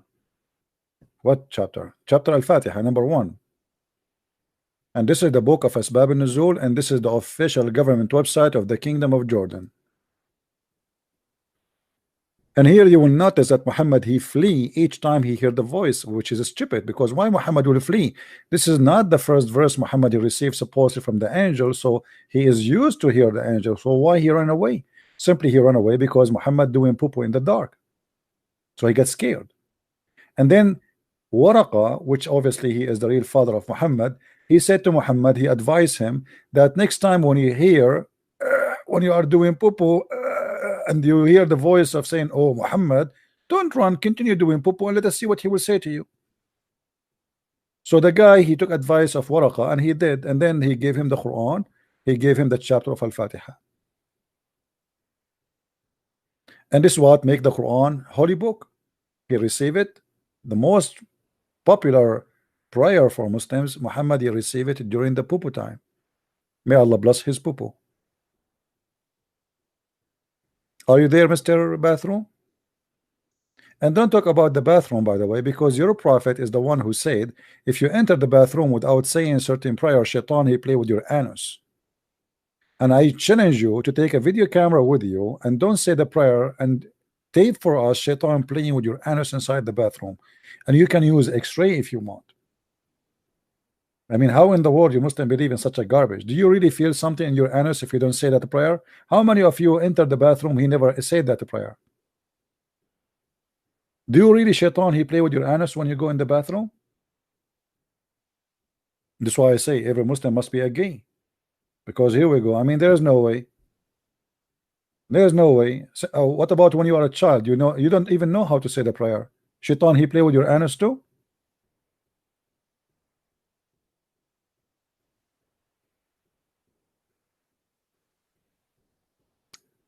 Georgian, Christiana creating false. I don't know, talking to who? Do we have any Muslim here? He have some intelligence when I speak to us. Anyone?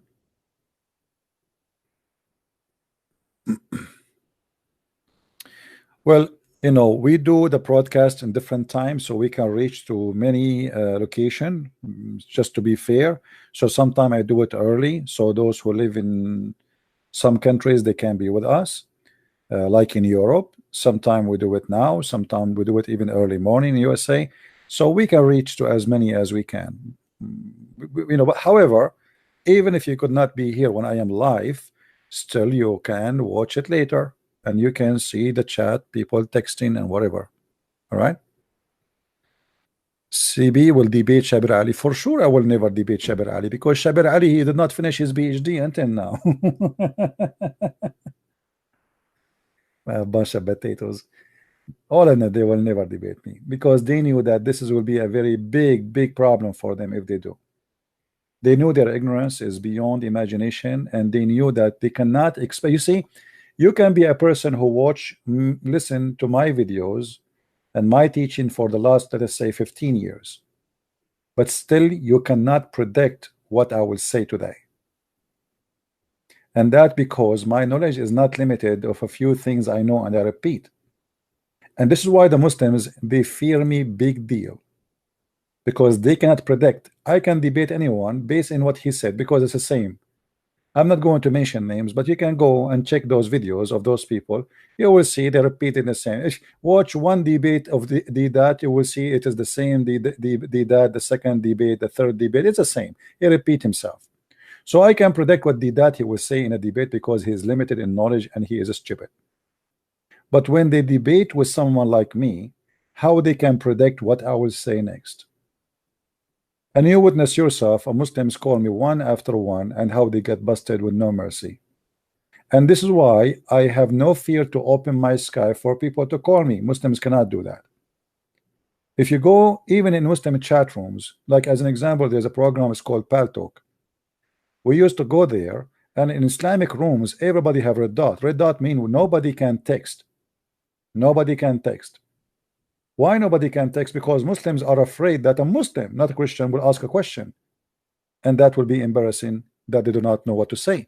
So the only way to avoid embarrassment is not to debate somebody he knew, for he will make you look like a fool.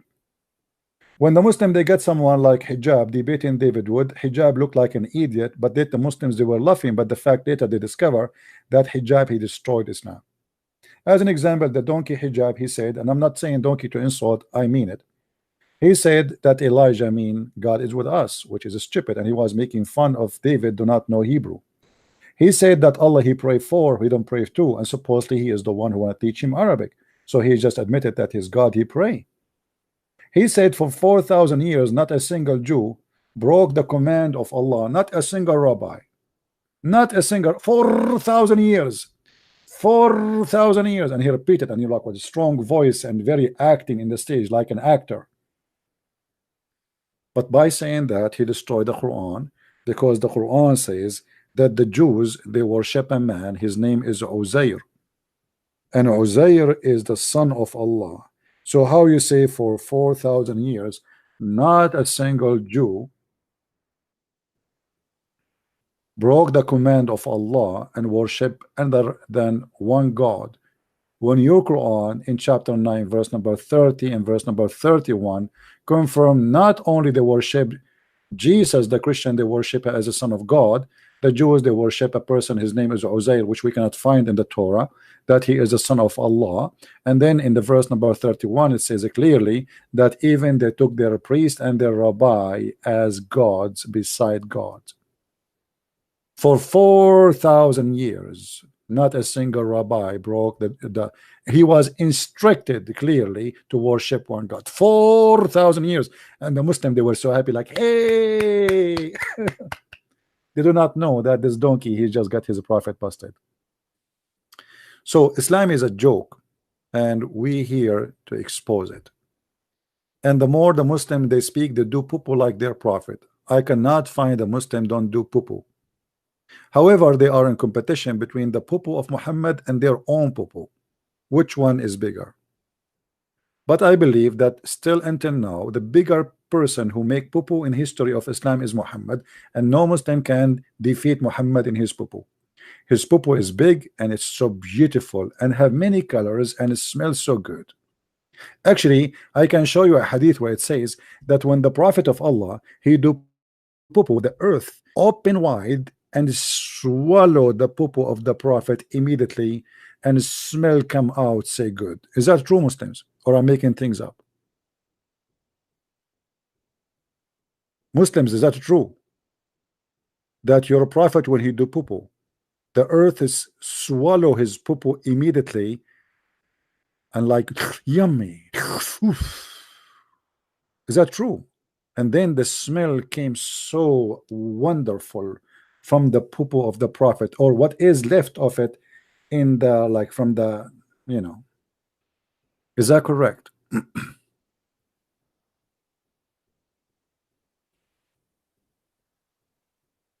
Anyone? Islam is a stupid religion, and you have to be literally stupid to believe in this God, and I mean it, and I challenge any Muslim to prove me wrong.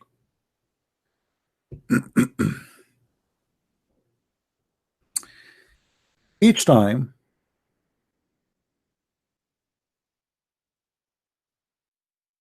I speak to Muslims about something, they say to me, I never heard this before. And the funny is,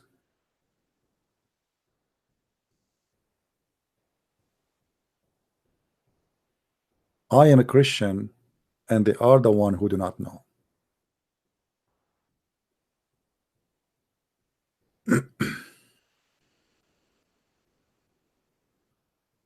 Do we have any Abdul when I call me?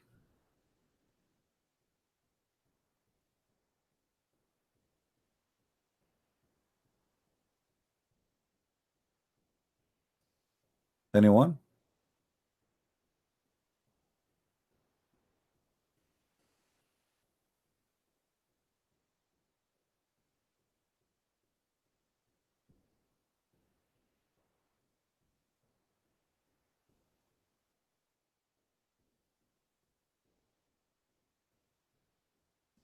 Are we out of Muslims?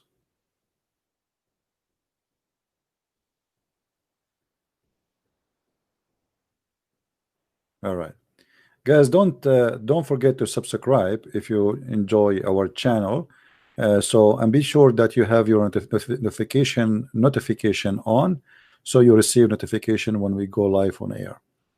We are happy that each time we go here, we hear the testimony of many people who left Islam. And not only that, we hear many people leaving Islam live on air when we speak to them, as what happened today. And happened actually today twice. Today, we have a previous broadcast. A person, imagine we made the broadcast is called 10 reasons to be a Muslim, right? And then we end with Muslims leaving Islam in the broadcast. That's wonderful.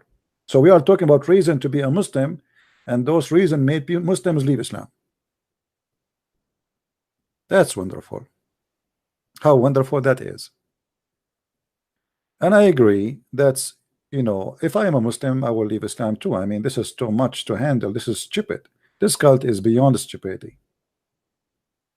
I mean, stupidity is an, if I say Islam is stupid, this is an insult to stupidity. Stupidity will sue me. Stupidity will say to me, what I did to you, I have enough.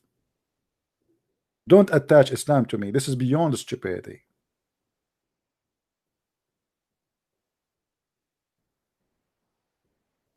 Garbage in, garbage out.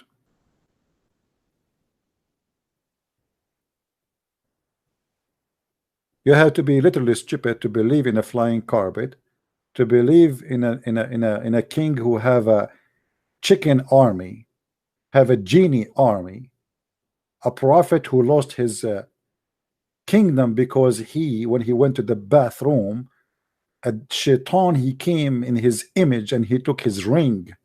I saw that in the Horibooter, the Lord of the Ring. This is not from God, my friend. Fiction is good sometimes, make you relax, but in Islam it make you feel stupid because now you are believing in it. I don't mind to watch fiction movie, but I don't agree with believing in stupidity. Can you cover the explain Allah prayer on Muhammad? We made many videos about it, my friend. Just watch my previous videos, so we will not repeat ourselves about this issue. It became boring about Allah pray. I mean, Allah pray, we don't pray. Obviously, Allah is praying to no one. Why? Because Allah does not exist. This is Muhammad saying things to worship himself. Allah, he never pray. Allah does not even exist to pray. You see, when we say to the Muslim, the Quran says so, doesn't mean we believe that Allah, he pray. We believe Allah never said anything, for he does not exist. This is Muhammad. He is trying to make people worship him, and he make himself the center of the earth. The same as when Muhammad, if you remember, when Muhammad he have a fight with his wives, suddenly Muhammad he involved all the universe in the fight between him and his wives. Two women, they are in the size of 5 foot. Muhammad he need his God and the believers and the angels to take side with him against them. I mean, how stupid that is. You see, now the Muslims are fighting with Israel, but the Muslims, they do not have support as Muhammad support when he had a fight with two women. They are 5 foot tall. So imagine we have a guy, he is a prophet of God, and the Muslim, they say he was a king and he was very, very powerful and brave. He is brave to the point he is terrified in the front of two women. They are 5 foot tall. To the point he said to them, if you don't repent and if you back up each other, truly Allah is his protector. What the heck? And not only Allah, hold on, Jibril is coming. And not only Jibril, and every righteous ISIS, Abdul, Al-Qaeda, Al-Ansar, Hizb ut-Tahrir, every Muslim terrorist in the world, he will stand with Muhammad against his two wives. And not only that, furthermore, all the angels. Who is left in this fight? A guy is fighting with two women. Two women, they are his wives. He need all this army to back him up. Are you going to World War III?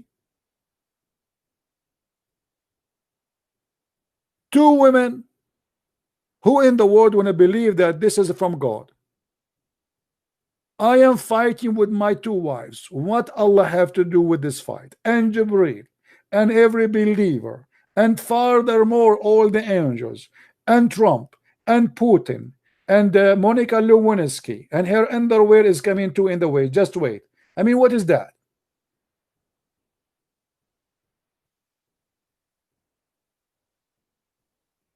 Isn't it obvious that this guy, he is crazy? They are just two wives. You don't like them, divorce them, man. And the one who is making this verse supposedly is God. God, the one who created the universe, is saying such a stupid thing.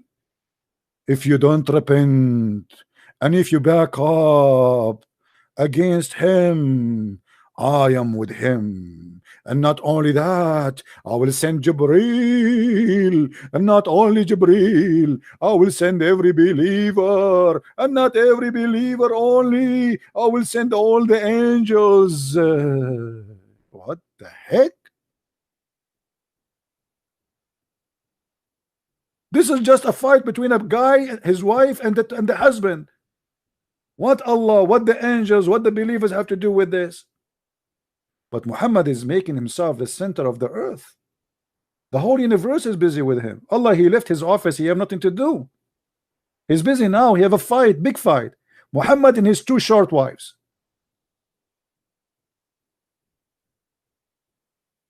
Isn't it obvious that this is a true story and this is a true God?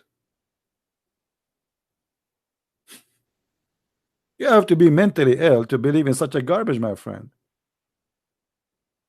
Imagine I claim that I am a prophet and I come to you here and I will tell you what my wives did to me, and I say, just now Allah told me that if they don't repent, Allah will take my side. And not only that, Jibreel with the 600 wings. And by the way, not to forget to mention that the Muslims, when they speak about the prophet, they love to use echo. In the old days, when the Muslims, they start joining a chat room and they start having internet in their houses, they are number one who buy echo programs. So Muslim, when he go speak about Allah, he says, in the name of Allah, Rahman Rahim. The prophet, he have a fight with his wives. And they are very powerful, aggressive wives. They have their asses so big, to the point if they sit in the top of you, they'll destroy you. So Allah, he sent the message to the prophet said, I am with you. You are not in the fight alone, because he will not leave you alone. I am with you, and I will fight with you, and I will send the angel Jibreel with you, and every single believer will take his sword, fight beside you. And furthermore, more. All the angels are coming to help you. So don't fear your two short wives. I mean, this is a very touching story. And the reason they use echo, because they believe that will make their God word holy. It's like a bathroom issue. This is why I say you have to be a certified donkey to believe in such a garbage.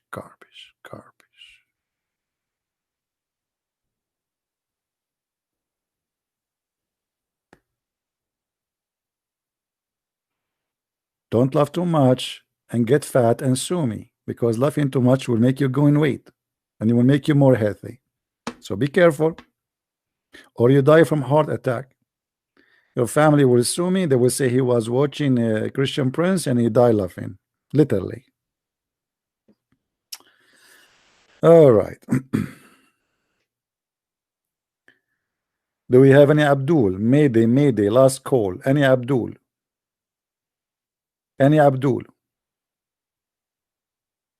Hello?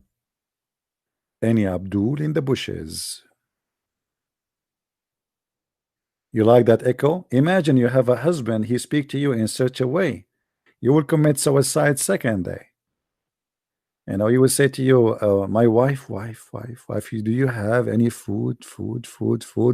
You will say to him, get lost, and get out of my house.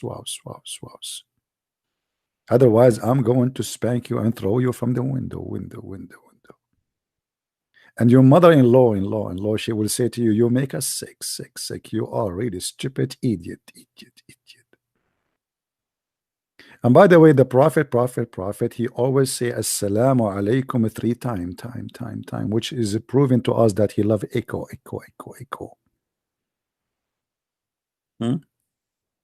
Have you ever heard of somebody enter a place and he say assalamu alaikum 3 times? Isn't it enough to say once? Assalamu alaikum. The people, they say alaikum assalam, prophet. And then he said again, assalamu alaikum. They say, okay, alaikum assalam, prophet. And then he said, assalamu alaikum. I mean, I'm so happy it was only 3 times, only not 99 times. Actually, there's an Arabian guy from my country.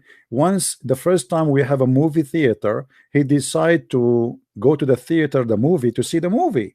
But you know, we have a tradition to say assalamu alaikum. So by the time he finished saying assalamu alaikum, shaking hands, the movie was over, which is very beautiful. You know, we cannot enter a place without shaking hands with everybody and say assalamu alaikum. And he entered the movie theater, it's full of people. We have to shake hands. Assalamu alaikum, assalamu alaikum, assalamu alaikum, assalamu alaikum.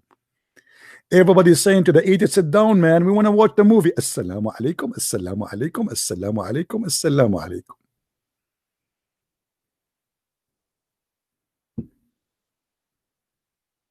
Any Abdul?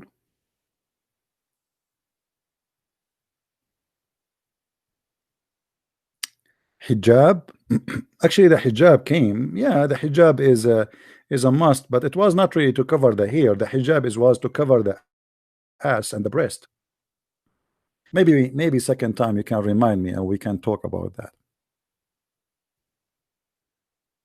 Because remember, the hijab came after Umar ibn Khattab was spying at the ass of the wife of Muhammad, Sauda bint Dham'a.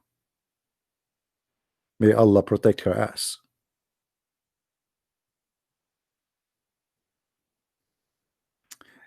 Anyway, endless questions bring endless answers, and we can't answer it all in one time. I hope that next time we will have more Muslims calling and more Muslims will leave Islam. I'm happy to see more and more people leaving Islam. Supposedly, by the way, there is a gentleman, his name the apostate prophet. I do not know really the person, but I saw his videos. He contacted me and he said he want to do it in like he invited me to be in his like interview. But I'm not sure. I think it's going to be in the 7th this month, so in 4 days from now maybe. So if he confirm it, that's mean we will be doing that with him, just to let you know. And anyway, we welcome everybody to join us and everybody to be part of our mission and what we do. Shabir Ali will call me in 10 minutes. My friend, Shabir Ali will never call me in 10 centuries. You want to bet? Not 10 minutes, not 10 years, not even 10 centuries. The Muslims cannot find me. They say, what is a Christian Prince? We want to call him. What is he? We challenge him to debate us. It's very funny. I mean, I'm here and I am here almost like how many hours a day I'm here live? There's nobody actually do what I do. People, they do like once a week or etc. You know, I am here like in the same day. I do 2 podcasts sometime or even sometime 3 times, and not for 5 minutes or 20 minutes. I do it for hours. Like how many hours now we are here? How many hours? So yet they cannot find me and they cannot call me. Actually, there's a Muslim, he says to me, why you debate only stupid Muslims, as if there is a smart Muslim.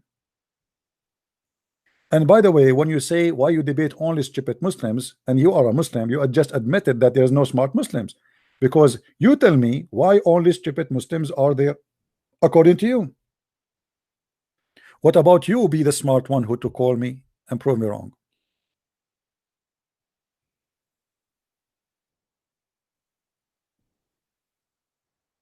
Yeah, but sometimes we stay even for 8 hours. Sometimes we stay until YouTube shut down, because YouTube give us a maximum of 8 hours. You know, you see, it is the Muslim fault. I used to debate Muslims like since the internet started. I started exposing Islam in the internet. And then the internet getting more advanced, and then we have a program called Hear Me, which is like a voice chat, but for sure not like now. I mean, it was very basic, but at least we can talk. And then the Muslim, they challenged me to go to a program called Paltalk, and I went to Paltalk, and the Muslim, they were so sorry to invite me there. And then the Muslim, they challenged me, you know, to make books. They said to me, if you are a scholar, why you don't have books? So I said, okay, let me do books. And the Muslim, they get so upset later for having books. And then the Muslim, they posted videos on YouTube supposedly to fight me, to expose me. And then he said to me, if you are a man, answer them. So I said, okay. Well, the Muslims look like they are again answering me, asking me to do something in YouTube. So I went to YouTube, and since then the Muslims are so upset because I came to YouTube. So look like everything I do is by the help and the invitation and the inspiration of the Muslims.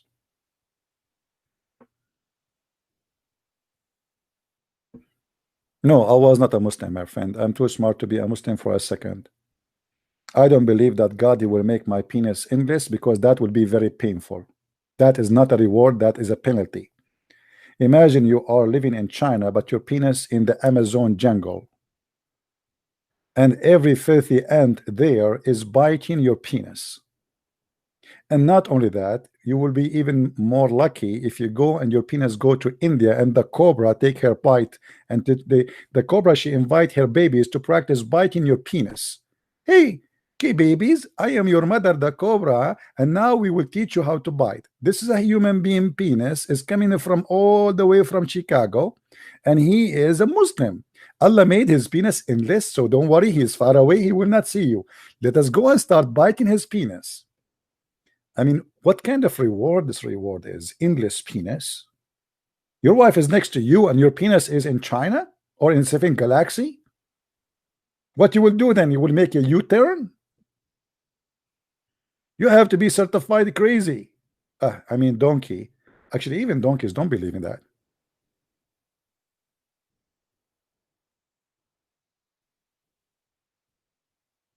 And Muhammad, to cover his madness, because he said endless penis, he said, okay, and the vagina fit for that. What the heck? What do you mean the vagina fit for that? Yeah, because if the penis is endless, we have to make a vagina fit for that. But let me explain to you how stupid the idea is. You know, I'm very good in art, right? You know me, I'm an artist. I mean, what I can do.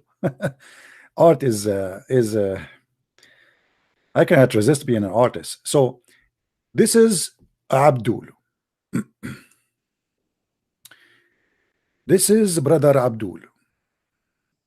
Excuse me, I'm not speaking dirty, I'm speaking religion now, even though the topic is dirty.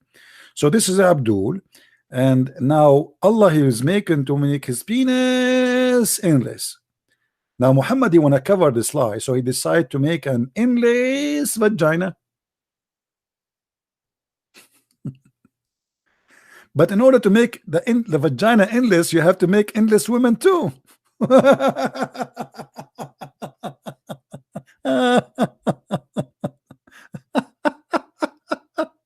What a stupid religion. I want to convert to Islam. This is science, my friend. This must be true. Unbelievable. This is so beautiful. Endless vagina and endless penis.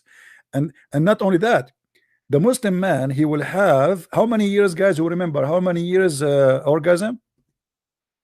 How many years orgasm? Who remember? 70 years orgasm. 70 years orgasm. So I go to visit Shabir Ali. I knock at the door.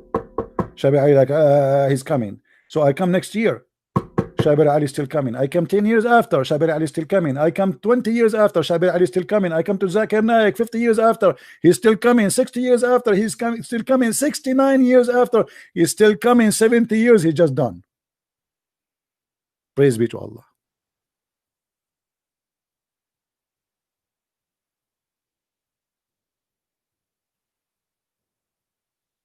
This is a religion. 70 years orgasm. I mean,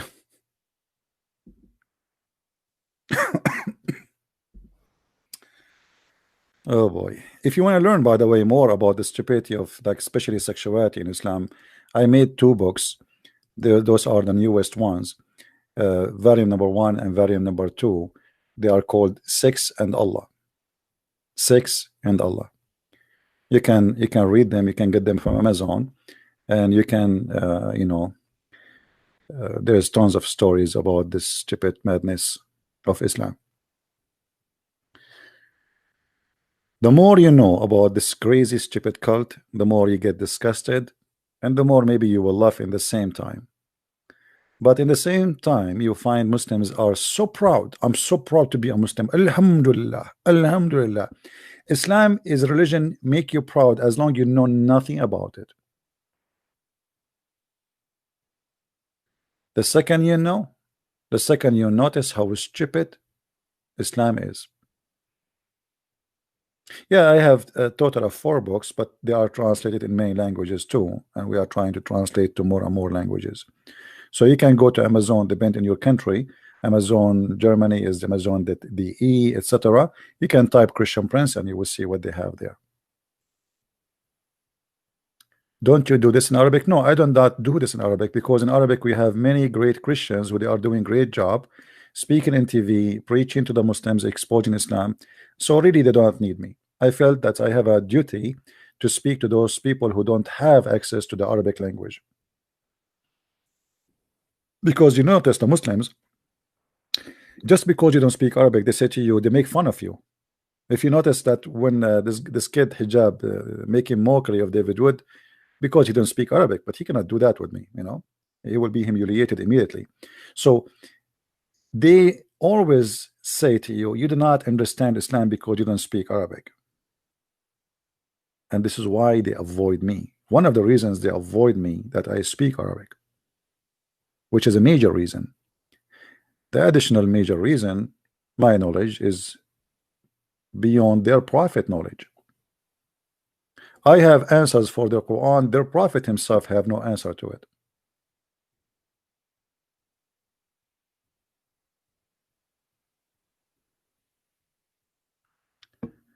Do we have any Abdul?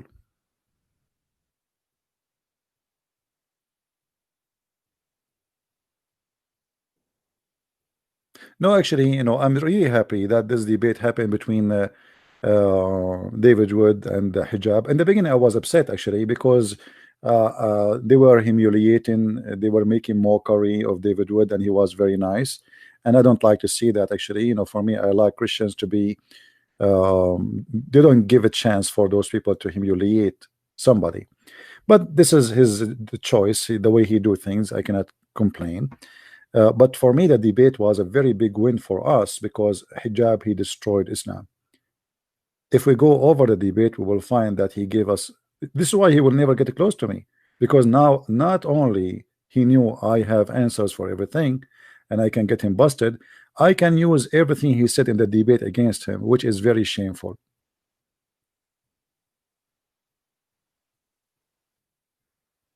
You know what I mean?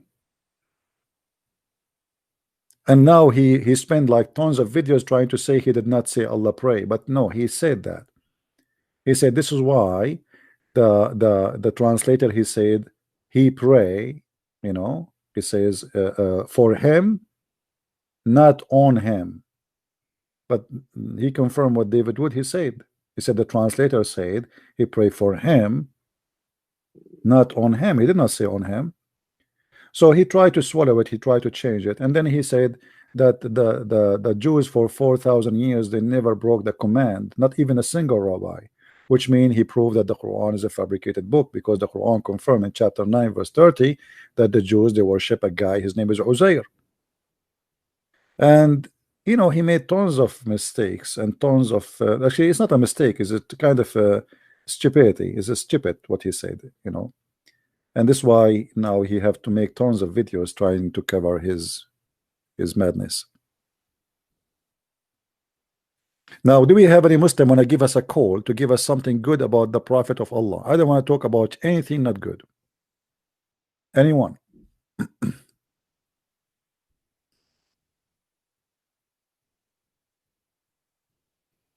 Any Muslim?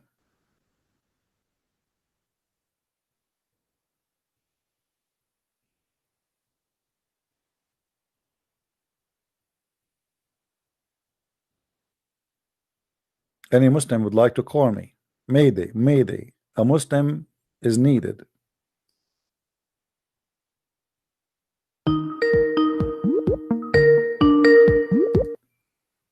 Hello?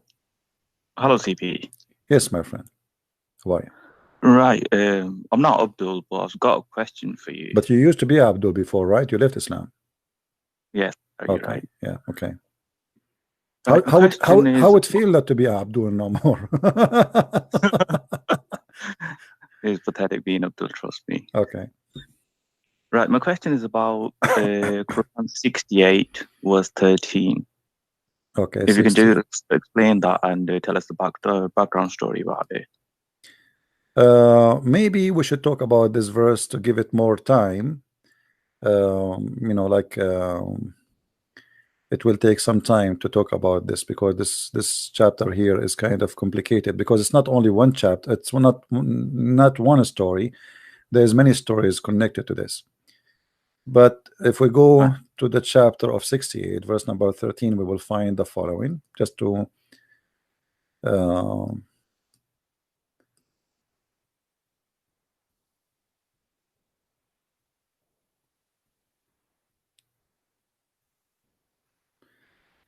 yeah, here they're speaking about Al-Walid ibn Mughira, whose father claimed that after 18 years, Ibn Abbas said, "We know no one whom God described," etc. Well, you know, I prefer if we talk about this we give it like a whole maybe a whole video just for it, and I will try to make it short, and I will not take call, because the story here actually exposed many things about Muhammad and his cult. Yeah, because it is their own personal issues, I think, which is in the Quran, and Muslims read it, and they think they're gonna get blessings for reading. I think you should explain it. I mean, if you're looking to make a video on it, or is it gonna be on live? Yeah, we will make it live, but I will try to let us say, because what people knows about those stories is little. We don't talk about it usually. Always I focus in things which is, this is like for somebody wanna study, let us say, more than just knowing Islam is stupid. It's just to go deeper. You know what I mean? Like stories is what is like additional stories. Usually I focus always in stories which is can make Muslim like take a decision fast and easy to know Islam is false. This one is hard to a normal Muslim to go over it, because in order to understand the story you have to know Arabic. You cannot find you cannot find anything in English to explain it. I did not see, like, here we go. If you read the Jalalain, you will not find really anything like what this explanation mean. Nothing. I mean, what you understand, nothing. Yeah. So I watched the videos. I mean, there is a mullah from India. He explained it, and he explained, the Walid bin Mughira, he was a bastard, and this is what actually pronounce is. Yeah, actually, the one who you see, the Shia and the Sunni, they expose each other in those issues. So when they speak about Al-Walid ibn Mughira, actually I believe Al-Walid ibn Mughira, somehow he was someone special to Muhammad too, and there is something fishy about this person. However, when the verse came and you ask the Muslim, this is about what? Most of the Muslim scholars, they agree that this is about Al-Walid ibn Mughira, which is going to make a big problem for the Muslims. Maybe we can, as I said, maybe we can make a special story about it. Now the Muslims, by the way, when you talk about this issue, they will say to you that those stories about Al-Walid ibn Mughira is fabricated. And remember, Al-Walid ibn Mughira supposedly is most of the hadith says that he is the one who drank the blood of Muhammad. And Muhammad, he said to him that you will not enter hell, right?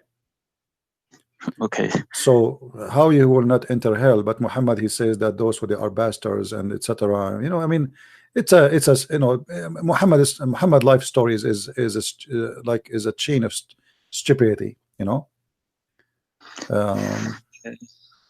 But I avoid talking about those things for a very simple reason. If I want to speak about it right now, I cannot use one single explanation in English. Okay. You know what I mean? And all my audience, they speak English only. Like, I don't know how many, maybe few, maybe one or two in the crowd know Arabic. And that will make it very difficult for me to explain what we are talking about. Okay, so the word, whatever word is used in verse 13, I think is the name or something. Does that actually mean bastard, or is it something closer? Well, as I said, you have to go all over. But yes, it mean, but everyone try to give it its own interpretation, own explanation to avoid the problem. You see, the Islamic interpretation is not meant to explain the Quran as much as meant to defend the Quran. So if I go right now and I change from the English to the Arabic, you will see that everything change. If you choose anyone, let us say At-Tabari. At-Tabari here, he come with the word zanim as al-fahishul la'im. Al-fahish. But fahish, al-fahisha simply usually the biggest fahisha is the zina, so each one of them, he give you his own interpretation, and they try to connect it with something or some names to avoid problems which is going to affect Muhammad at the end. الفاحش اللئيم الضريبة حدثنا بشار قال أثنا ابن هشام. So as you see, all of those, in order to read, we have to go and read in Arabic only and no other help. And then what I would do with those people who they are watching, how I can read all of this for them. I do use Arabic sometime, but if I have like let us say I mention 10 things in English and one thing, just because I have no choice, I mention it in Arabic. But if the whole topic in Arabic, I avoid it. Okay. Because people, they will say to me, okay, how we know that you are saying the truth?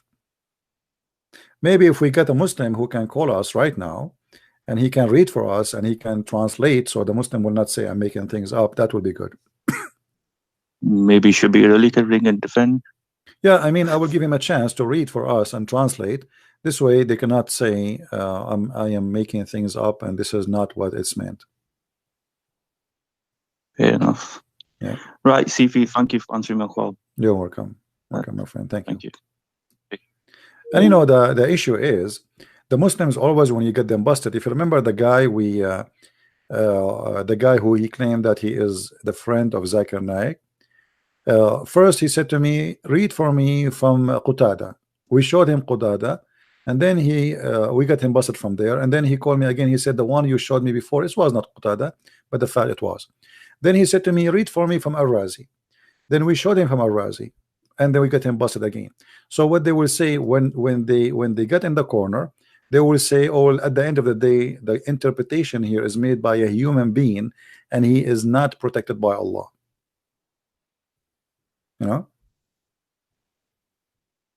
Is not. So when they want, the interpretation is good. When they want, they reject the interpretation as they wish. This is why I prefer always to focus on things which I can present easy. You see, when I started in the beginning doing my videos, you will notice that most of my videos was only my screen is off, is not showing. All this time I'm showing things and you guys didn't see it. You believe it? Anyway, when I started doing videos, I was using Arabic only, but because there's no Sahih Bukhari in English, there was no Sahih Muslim. All this website were not there. It was not exist. So I have no choice but to show in Arabic. And you will notice all the old videos I have, the Muslim, the first thing they will say, he's lying. It doesn't say that. It doesn't say that.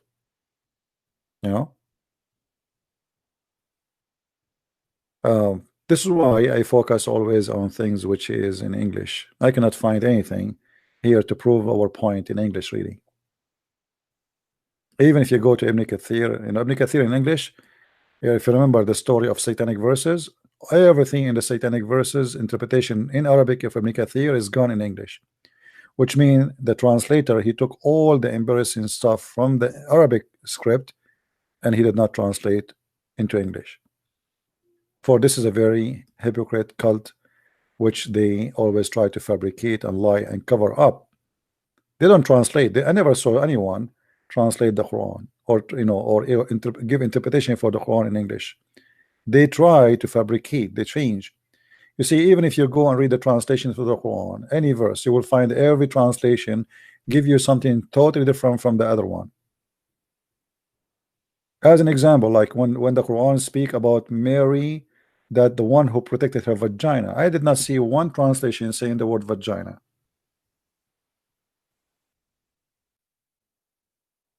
This is the word farjaha.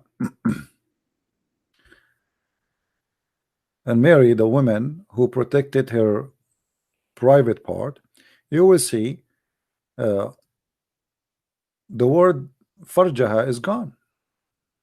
It says the one who was chaste. Where is the word farjaha? It doesn't say that the woman who was chaste. It means that, yes, but it says the woman who guarded her vagina, literally. And actually, when I use even the word vagina, I'm being polite, because this is not vagina in Arabic. In English, this is the word that starts with P, and you know what I'm talking about.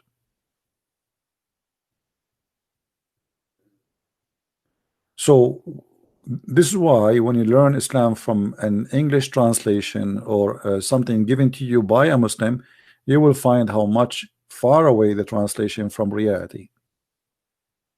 If you go to chapter 4, verse number 34 as an example, you cannot find really any translation even close to the real meaning. Maybe Biktal is better than the rest of them, but all of them, they are trying to hide what the Quran is saying, to the point even there's a new translation saying that the word adrubuhunna means stay away from them, go to different city. I mean, you will see here that if you read the translation, in this translator in Biktar, he said discourage them, but most of the translation, they never use discourage them, they say beat them lightly, and then they say first and second and third, all in the purpose is to hide what the Quran is saying about beating women.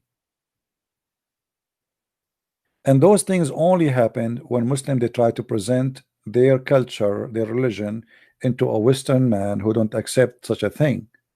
But the Muslims, they will not have a problem to say that in their countries, which is in Arabic countries, for many reasons. First of all, you cannot lie to the Arab, they speak Arabic. It says there adrubuhunna. Secondly, in there they are not the minority. You see, when Muslims are minority, they speak about Islam differently when Muslims are majority. And if the Muslim today, they are the most powerful nation on earth, they will not say, oh, the Quran doesn't say that. They will say, yes, the Quran says that. This is why you see when a Muslim, he speak in a land which is controlled by Muslims, he is not ashamed. He say, yes, we have to beat them. There is a sermon made in Qatar. Qatar, the one a friend to the West supposedly, which is the biggest terrorist country in the earth. It is the money back of terrorism. You will see the Imam in the official government TV speaking about beating the women, how to beat the women.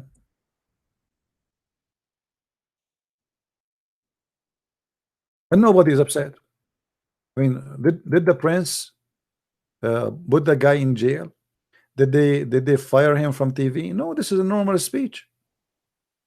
It's not something something they are ashamed of. But you will not see that in a Western country unless it's in a closed door mosque, if they are speaking only to Muslims. But in the front of Western people, they speak differently, try to present different value, different teaching, far away from what Islam is about. Muhammad, he have sex with Aisha when she is a child. They start fabricating articles saying Aisha, she was 21, but Muhammad, when he died, Aisha, she was 18. So Muhammad married her after he died. But in the Middle East, you will never find one Muslim scholar ashamed to say that Aisha, she was 6. No way. So when they speak to Western, they have different story. When they speak to Arab, they have different story. If you go and sit in Pakistan, you will not find any scholar in Pakistan saying that the Prophet did not marry Aisha at the age of 6. Why? Because Pakistan is a major Muslim country, and Muslims are taking over. I mean, the whole country, who they are. So they are not ashamed. They say it as it is. Yes, we want to kill the Christians. They will not say there no. They say yes. If you don't pay jizya, you should be killed. They will not say what you hear from Muslims who live in the West trying to fabricate in order to make you believe that Islam is a good religion.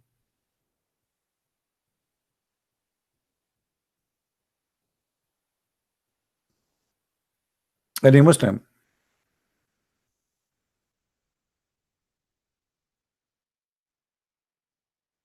Any Abdul?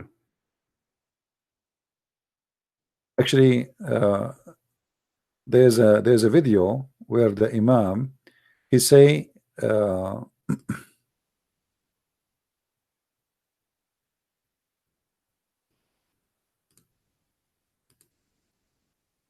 trying to find it, where he said that when you buy a car, don't they give you a manual with it? The Quran is the manual for women, and there's 3 kind of women, and some of them, they cannot do anything without beating them. I'm trying to find the video, you know. If somebody have it for the Imam from Qatar, you can post it, please. So this is my advice: never learn Islam from a Muslim, for many reasons. Number one, a Muslim, he might be a person who do not know, because many Muslims do not know what Islam is about. Secondly, if he knew, he will lie.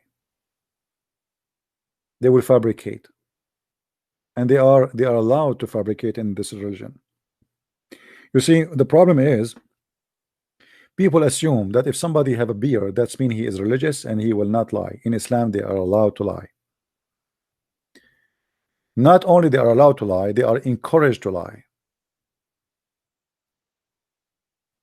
It is part of the cult teaching. It is part. It's a religious teaching that you should lie when you speak to non-Muslims, especially if you are not in the stage of being the superior. If you are not a superior, you can say we like peace, but the Quran say clearly, cry not for peace when you have the uppermost. They say to you, as an example, Islam means peace, which is a false. Islam means surrender, does not mean even submit. I heard many Christians, they keep saying Islam means submit. This is a false translation. Islam does not mean submit. Islam means to surrender.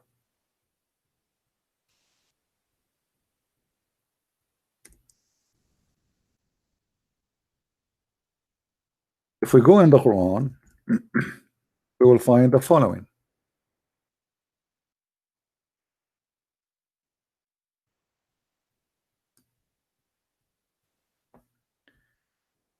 In chapter of Muhammad, this is the name of the chapter, Muhammad, verse number 35.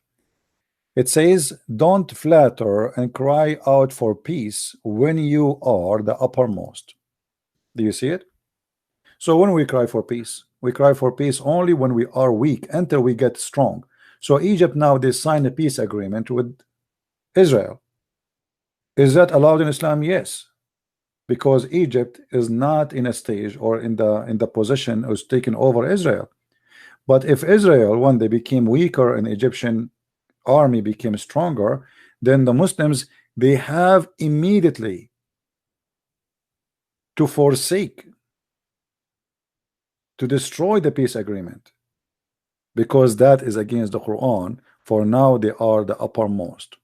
So the only time you can cry for the peace if you are not the uppermost, but if you are the uppermost, cry not for peace. You understand? So anyone he believes that you can sign an agreement between Israel and the Muslims, he's stupid. And if the Jews, they believe really they have a peace agreement with Egypt, that's because if they are, that's because they are ignorant. It's just temporary thing. And this is exactly what Muhammad he did. Muhammad he did sign a peace agreement with the non-believers, his enemies, and as soon as he got enough power to conquer them, he made a chapter. It's called the chapter of Bara'a, which is a chapter 9. Bara'a mean I wash my hands from all deals I have with you. And you will see in the first verse in the chapter it says Bara'a, Bara'atu min Allah, freedom from obligation. What is the obligation? To have peace with them.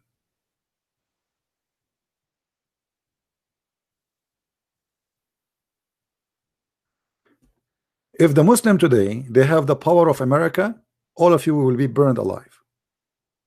So thank God, actually once a Saudi prince, he said to me, and this is a real prince, he said to me, thanks to Allah that we don't have the power of Russia or America. At that time I was just a kid. I said to him, why? He said, we will burn the whole world. What are you talking about?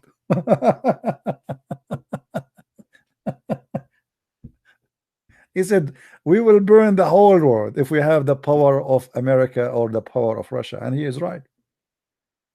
At that time I was young. I don't know, like I was thinking why he's saying that. I mean, shouldn't a person be like, he liked to have such a power? The guy, he was wise. He said, no, we will be the first to we will destroy the whole earth.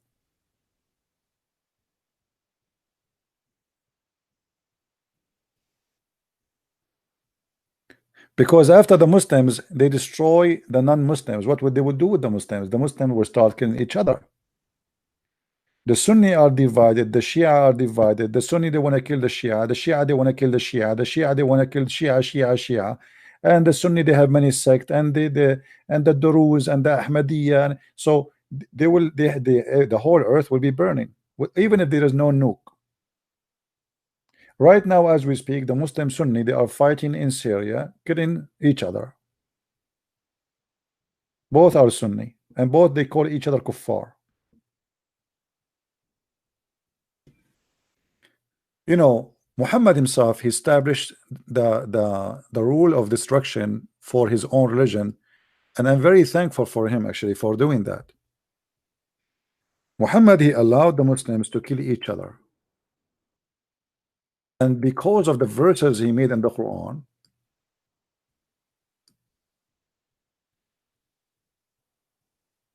the Muslim now, each time a Muslim want to kill other Muslim, he say, okay, well, you know, the Prophet, he says, if one of group of you go out of the line, kill them, fight them,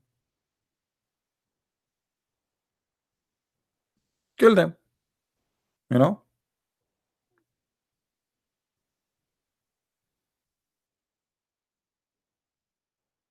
And this is very, very like legal in Islam. It's not like you know, like this is why some naive people like you know, James White, he said how ISIS can be Muslims if they are killing Muslims, but you do not know that the Quran says you can kill Muslims. Who said they cannot? Muhammad himself, he said it clearly, and Abu Bakr, he killed many Muslims, thousands of Muslims, not one and two and three. Aisha herself, she killed tons of Muslims. Aisha herself, she took an army to kill Ali himself, Ali and the children of Ali. The Caliphate, the Sunni Caliphate, are the one who killed the family of Muhammad actually. The Muslims themselves, they killed Uthman, and all the Caliphate, almost most of them, they killed by Muslims. So since when you say to me how ISIS can be Muslims if they are killing Muslims?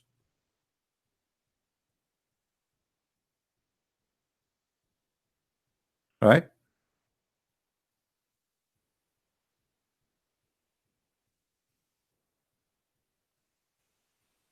Do we have any Abdul?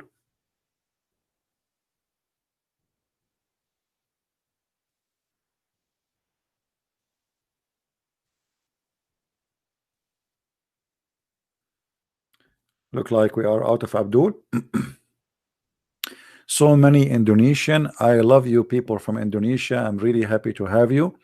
I pray to the Lord that he will support you and he will give you His love and His peace and His mercy and His protection. And I pray that people of Indonesia, they will come to Christ by tons of millions and maybe hundreds of millions.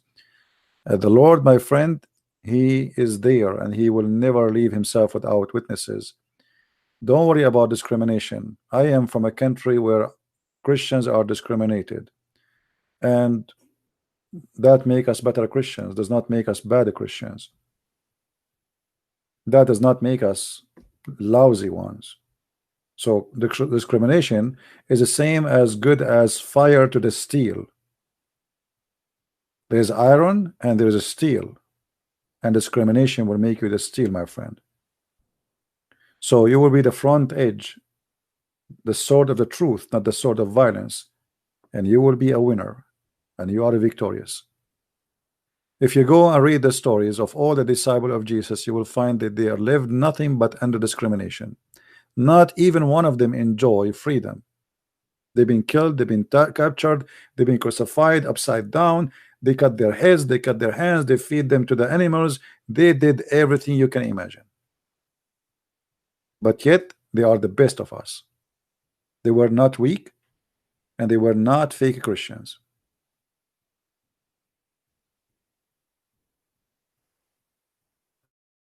So don't worry about that. Actually, you know what? There's in Indonesia, there is a territory. It's called the East of Timor. The East of Timor simply became a Christian because of discrimination. Many Indian territory, Christianity is spreading faster when there's too much discrimination. Discrimination works most of the time in the wrong, in the wrong direction for the one who tried to discriminate you. Because anyone who is watching, you know, from the public, he would say, okay, why those people are scared of those people? I mean, why they are scared of the Christians if Christianity is false? If it's stupid, if nobody will believe it. Why Saudi Arabia is afraid to have a book, it's called the Bible. If the Bible is not convincing, it's stupid, we laugh at it. Why they are afraid if somebody convert to Christianity? I mean, this is Islam, isn't it? Islam is the fastest growing religion, as they say. So why they are scared? Why they are terrified?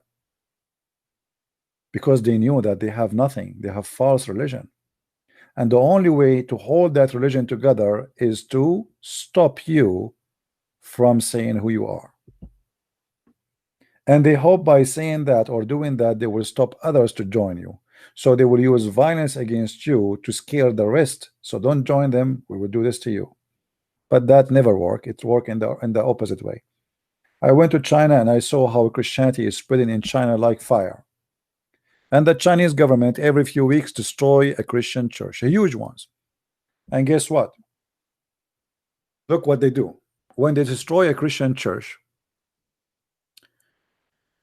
hoping that that will stop Christianity from spreading. Like last time I went there, the day I arrived, there was a church have more than 20,000 members in it. Huge church. The Chinese destroy the church. You see in the news, if I can find. There's tons of churches destroyed by the Chinese government. But what happened always when they do that, those Christian churches, they scattered as population to other churches, or let us say they established new churches. As you see with the, in front of you, those are churches are destroyed by the Chinese. Tons of them. Okay. They go, they bring the army, they bring their machines, and the Christians are crying, please don't do that. They don't care. They just take it down. But guess what? When they destroy a church of a Christian in China, 20,000 they used to gather in one place. And now what they do? They will make themselves, because they have no choice but to be smaller group. And smaller groups are more effective to bring more Christians to Christianity.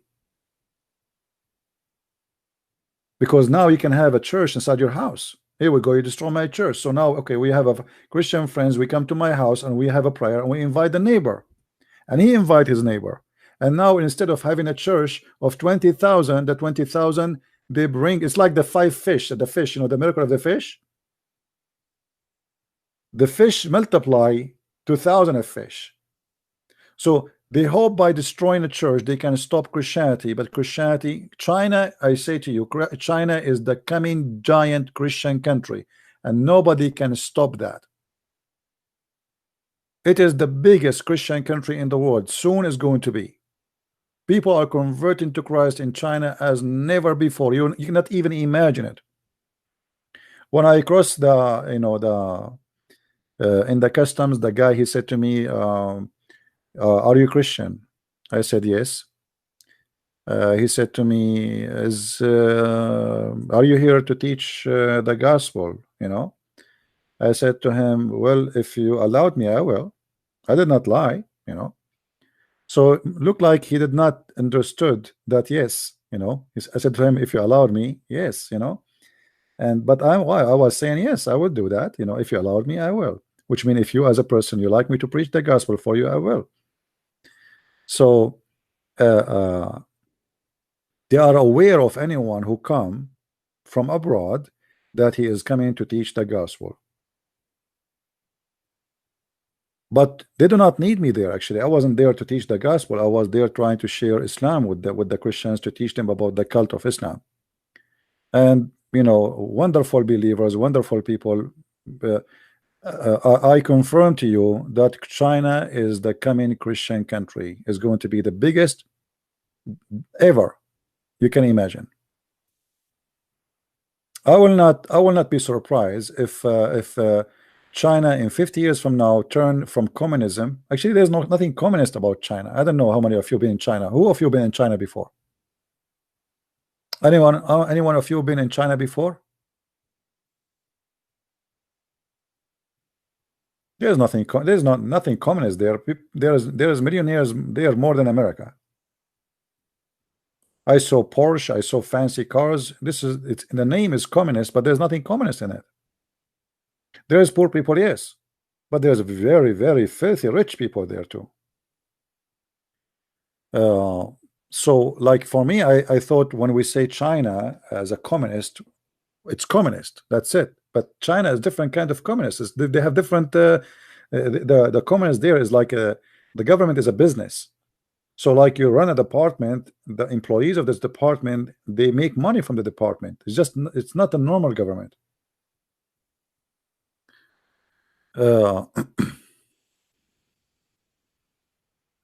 But anyway, Christianity is spreading very powerfully in China. And the funny too, in China, if you go to China, you will see that the Chinese government, they force any church, even the one who they give them license after a hard time, that you have to put the Chinese flag in the top of the church. You know, if you don't do that, you know, you will be in trouble. You know, you have to do that with the Chinese flag. But you know, it's a stupid. I mean, okay, so who care? Put the flag, the Chinese communist flag in the top. Who care? That will not change anything. And the same for many other countries. You know, east of Timor became a Christian and now became independent. Indonesia used to be 0 Christians, and now look at the number of Christians there, tons of millions. Christianity spreading in South Korea, and soon, and very, very soon in North Korea. You will see how all of North Korea will become a Christian. You know, South Korea, not long time ago, used to be totally Buddha country. And now the Christians in South Korea is almost 93-94%. So the Buddhas became very small, tiny minority, you know. So, and this is what they fear. They fear that all of Asia is coming to Christ. Indonesia is no different. The Indonesian Muslims are afraid from Christianity, and they think they can stop it, but that is impossible. Same as India. India is coming to Christ, and nobody can stop that. And by the way, India have one of the oldest churches in like it's not a new, Christianity is not a new in India, because there's many reference speaking about Apostle Thomas himself. He went all the way to the China and he established an Aramaic Orthodox church in I think in Caracalla. That's what the name of the city. So people, they say Islam is the fastest growing religion. I say Islam is the fastest dying religion, and the internet is the kill of Islam. The Muslim in the beginning, they try to fabricate tons of thousands of videos. Like if you go in YouTube and you search for Islam, you will find tons, millions of videos made by Muslims. Example, if you say Quran miracles in the YouTube, you will find thousands and thousands of Muslim videos. But today everybody laugh at those miracles. So in the beginning, maybe people, they were impressed. Took us some time to defeat this lie. We did defeat it. And now nobody believe in any lie the Muslims they say about their Quran scientific miracles. Like this guy Nu'man Khan, actually, what an idiot. He tried to find miracles in the language, which is very funny. So or let's say the mathematic numbers, women are appear in the Quran 33 times. If we search, we will 23 times. If we search, we will find this is a lie, big fat lie. So you can defeat everything they say easy, and when you defeat it, the Muslim themselves, they will be ashamed. You see, if those miracles are true, then Islam will be solid. But if you convert somebody to Islam because of a miracle of science, as you claim, let us say you show him a video proving something to him, which is supposedly coming from the Quran, but then later this guy, he watched a video like one of my videos, or he buy my books, Quran and Science in Depth, and he find that you did lie to him. Not only he will leave Islam, he will become an enemy to Islam. So the false miracles of the Quran, scientific miracles, now it's fire back at Islam itself, because people, they start noticing that everything they've been told is a big fat lie and there's no truth in it. Look how many, look, endless, just type the miracle of the Quran, look, endless, but not a single one is truthful. And here we go. How many hours I am on air? I challenge any Muslim right now to call me and choose one scientific miracle in the Quran and challenge me to debunk it right now, right here. Like Shabir Ali, miracle of number 19 in the Quran. Do Shabir Ali, I made a video, get him busted. Do Shabir Ali dare to call me and show me the number 19? Can he show us on the screen the number 19 miracle? Can he himself do a video, show us how this 19 work? They cannot. All those miracles is based on one thing, that you do not know Arabic and we can fool you and we can lie to you.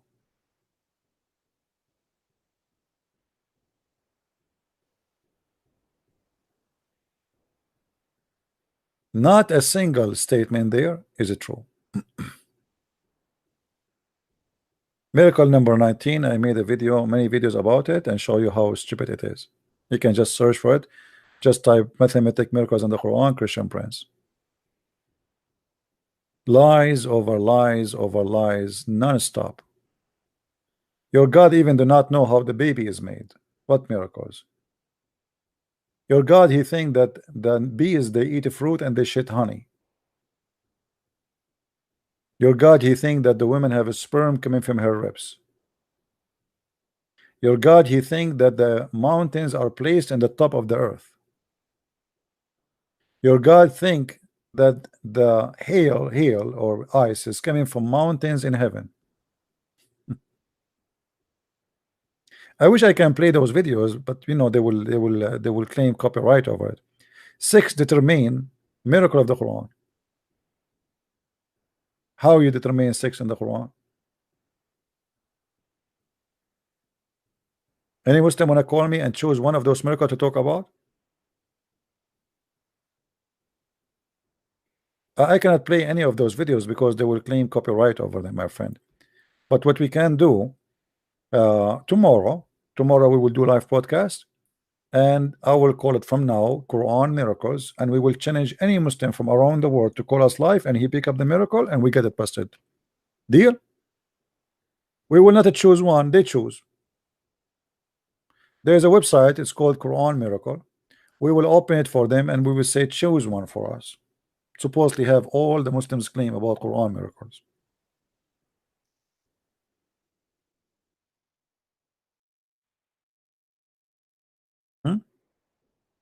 Like this one here, Quran Miracle. Any Muslim is welcome to call me anytime and say to me, I want you to debunk this one.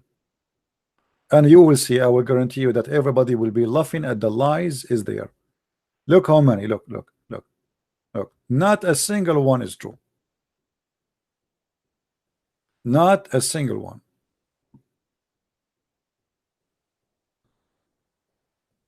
Do you see how many?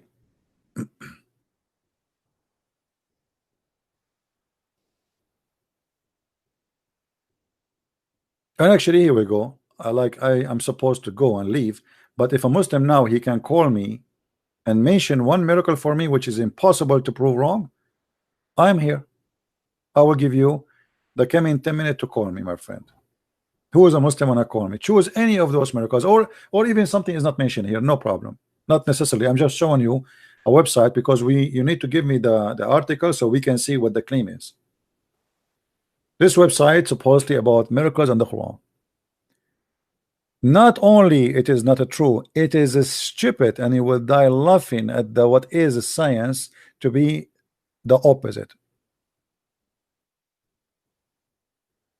Any Muslim wanna call? Choose any one if you like. I mean, it doesn't matter which one.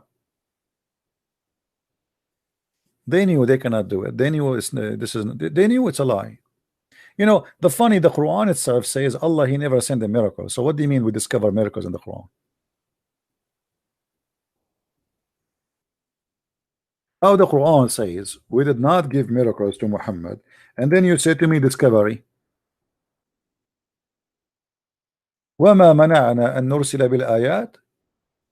Never, nothing like, and we refrain from sending signs. Refrain. Allah saying he refrained from sending sign, which means he did not send sign.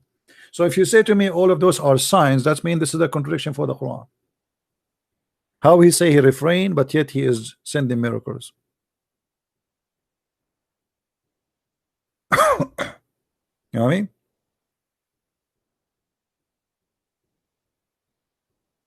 Do we have any Abdul want to tell us about any miracle here?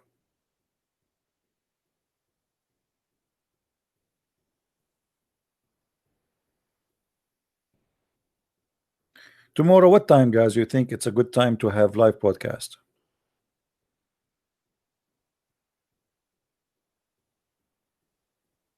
Should we do it earlier? I think tomorrow I will do it earlier because today we did it late. What do you think? Same time, maybe it's good for people who live in America, but it's not good for those who live in Europe.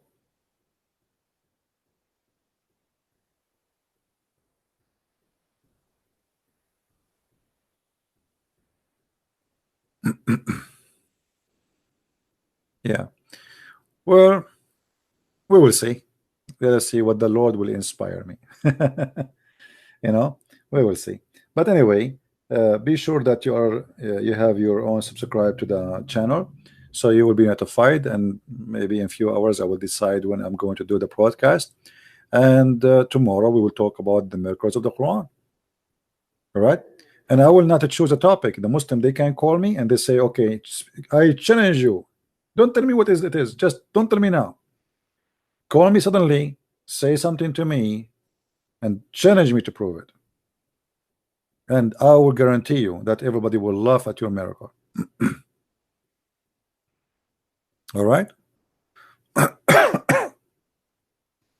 All right, my friend. I want to say thank you. I'm losing my voice. My voice is getting tired.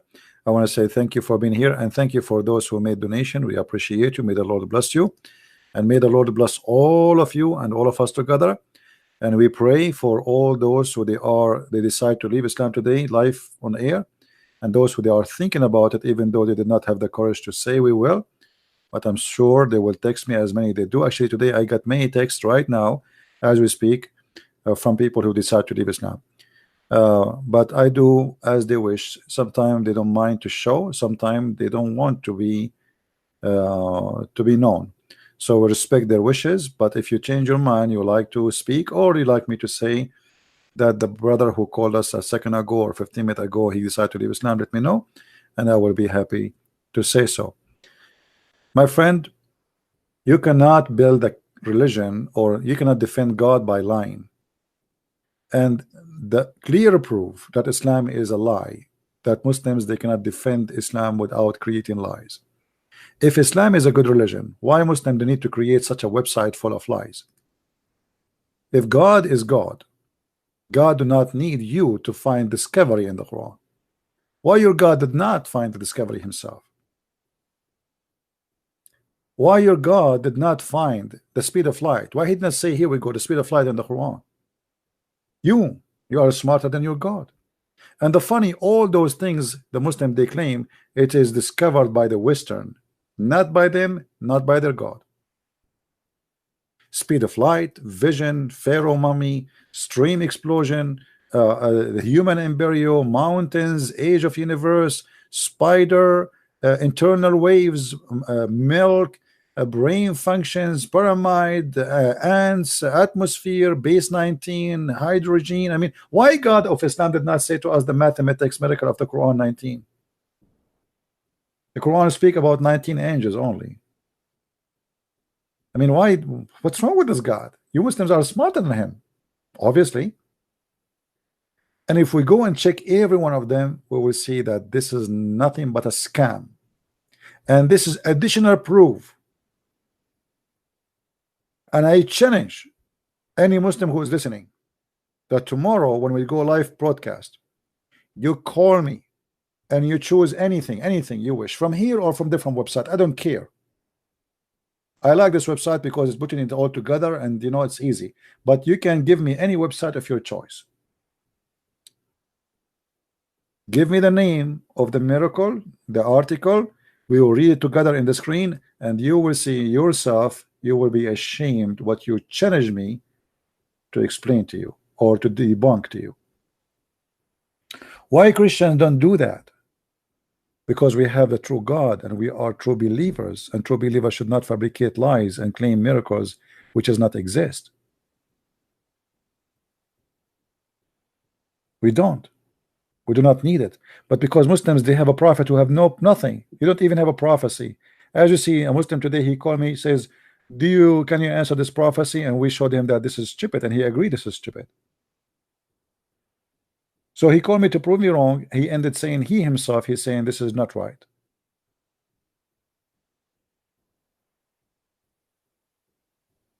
Only false God, he need false people to prove him to be true God by false stories. True God will not accept false stories to be the proof of his existence. For false cannot make you truth. Since when we can prove that God is true by lying about him or about what he said? And what that will make us, what kind of people we are, what kind of followers we are. And this is again an additional confirmation that Islam is from the devil. Because if Islam is from the true God, why the Muslims they lie about miracles in the Quran? So tomorrow, guys, I promise you this will be our topic. And please invite all your Muslim friends. Say to them, call Christian Prince. Choose for him the miracle of your choice, which you think nobody can debunk. And let us love together. All right? May the Lord bless you. I thank you for being here.